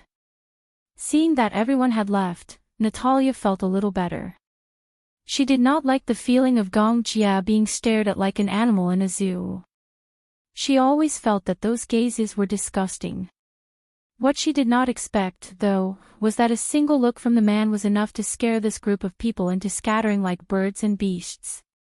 Hua Jin took off his mask and widened his eyes in shock. See? It really was not his fault. Gong Jia's piercing glare was enough to make anyone afraid. However, he was indeed the devil. Just one gaze was enough to scare off so many people and make them flee. This showed how terrifying Gong Jie's aura was. Those women actually dared to covet my daddy, too much. Natalia hugged his shoulder and said angrily, "Daddy is mine. No one can take him away from me." When Gong Jia heard this, his furrowed brows finally relaxed slightly. However, he pretended to be calm as he pinched her cheek and asked with raised brows, "Didn't someone say before that she should love other men more in the future? Why has her attitude changed so much now?" Hua Jin gulped. She didn't expect that this guy was still brooding over what she said in the car just now. She was too petty. How could she be so calculative over a child's words? Natalia, however, disagreed. "Who said that?" "You were the one who said it." Natalia pouted but refused to admit it. She pouted and said, "I didn't say that. I think it's very important." "Then, if he and I fall into the river at the same time, who will you save first?" The corners of Hua Jin's lips twitched when he heard that. Why would such a cold and aloof great demon king ask such a childish question? When Natalia heard this, she frowned and asked him an even more difficult question. "If I fall into a cesspool, will you save me and give me mouth-to-mouth resuscitation?" Gong Jia was speechless. Chapter 4278. Gong Jia was momentarily at a loss for words. He didn't know how to answer this question. Where did this clever girl come up with this question? He didn't even know how to answer this question. Just by hearing this question, the strong image in his mind was about to come to life. Ha ha ha. Hua Jin couldn't hold it in any longer and burst out laughing. This rhetorical question was perfect. It was an interrogation of the soul. Natalia raised her eyebrows proudly and pressed on, "You're not willing to save me." "I'm willing, then are you willing to give me mouth-to-mouth resuscitation?" Gong Jia frowned. He had always had a serious obsession with cleanliness, so just imagining that scene made him feel nauseous. He put Natalia down with an ashen face. It was obvious that something was wrong with his expression. "You're not allowed to ask this question in the future." Natalia was puzzled when she heard this. Why? This isn't a question a lady should ask. As Gong Jia spoke, he frowned and asked in return, "Where did you hear this question from?" I'm not telling you." Natalia stuck out her tongue playfully at him and ran toward Hua Jin. Seeing her run toward Hua Jin, Gong Jia's meaningful gaze fell on Hua Jin. Naturally, he would think that this person had probably instilled this question in her. When Hua Jin met his gaze, he couldn't help but shudder. He wanted to explain, but he also felt that if he forced himself to explain, it would make it seem like he was trying to hide something, or it would make it seem like he was trying to hide something. But, he really wasn't the one who had instilled this question in her. Hua Jin tugged at Natalia's little hand and asked seriously, "Who did you learn this question from?" "Does it matter who I learned it from? You can't answer it anyway." "That means that if I really fell into a cesspool, you won't save me and give me mouth-to-mouth resuscitation." "I will." Hua Jin clenched his fists and vowed solemnly. This time, it was Natalia's turn to stare at him as though she had seen a ghost. He said he was willing. Why couldn't she believe it? "I don't believe it." Hua Jin said lightly, "It's right that you don't believe it. I also don't believe that you would really fall into a cesspool." Natalia was dumbfounded. Even though this sounded like the truth and she didn't really have the chance to fall into the cesspool, this question theoretically didn't exist. Then, there was no such thing as whether she was willing or not. However, Hua Jin's answer was suspicious of being lazy. This time, it was Gong Jia's turn to feel better. Hua Jin was able to restrain this little fellow with just one sentence. He had a whole new level of respect for him now. Upon hearing this, Natalia immediately turned around and said to her brother, "I can answer your question now." I will also jump into the river to accompany you, to die for love. Gong Jia and Hua Jin were both dumbfounded. What kind of answer was this? Anyway, you won't really fall into the river. Moreover, even if you really fall into the river, I won't be able to drag you. However, I don't ask to be born in the same year, month, and day, but I will definitely die in the same year, month, and day. Hua Jin and Gong Jia were completely stunned. This answer was really too perfunctory. Chapter 42-79. Natalia giggled and said, "All right, let's not dwell on such a pointless topic. You are all very important to me. I can't give up on any of you." A pointless topic, Hua Jin chuckled and glanced at Gong Jia. However, he saw him turn away expressionlessly with a strange expression on his face. Just like that, Hua Jin accompanied Natalia as she flew the kite for a while. Finally, the kite was in the air and the wind was getting stronger. However, Natalia didn't look too happy as she looked at the kite flying in the sky. Hua Jin saw that she looked a little lost and couldn't help but lean over to ask, "What's wrong? You look unhappy." Natalia pouted and looked at him. She sighed emotionally and said, "I miss you." Hua Jin was stunned for a moment when he heard that. He couldn't help but laugh. Wanting to tease her, he asked tentatively, "You, don't tell me you like you." "Of course I like you." Natalia obviously didn't catch the hidden meaning in Hua Jin's eyes. Her gaze was so pure that when Hua Jin looked into her eyes, he felt that his thoughts were too sinful. Actually, the mutual love between children was really very simple. The attraction of opposites also existed between children. However, it was very difficult for such a young child to understand what love was in the adult world. She also couldn't understand those complicated feelings. Liking a boy or a girl was purely because he was good-looking and she was pretty. They liked to play with each other. It was that simple. Natalia seemed to be a little dependent on Yu. This dependence was no less than her dependence on Gong Jia. Hua Jin said, "Why don't we go to Yu's house after we're done flying the kite? What do you think?" Natalia's eyes lit up and she became much more energetic. Okay. You play here first. I'll go get my phone and give you a call. All right. Hua Jin walked to the side, took out his phone, and found Yun Shishir's number. Gong Jia had just put away the kite when he saw that he seemed to be on the phone. He asked suspiciously, "Who are you calling?" Hua Jin said casually, "Oh, I called Shishir. Natalia said that she wanted to play with Yu. Since you rarely come back, why don't we have dinner together?" When Gong Jia heard this, he nodded. Okay. Hua Jin dialed the number. After a long silence, the call finally went through. The person on the other end of the line spoke, but it was Xiao Yichen's low and trembling voice. "Hello."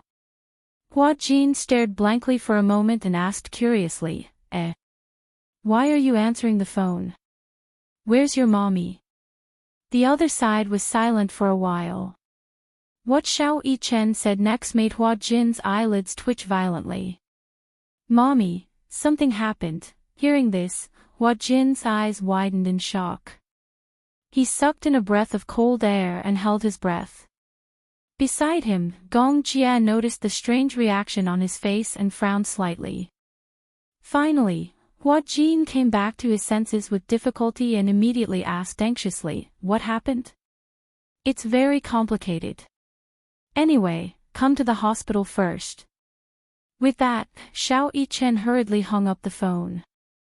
When Hua Jin heard the busy tone on the other end of the line, he held the phone in a daze. Gong Jia walked over and asked solemnly, "What happened?" Sure, something happened."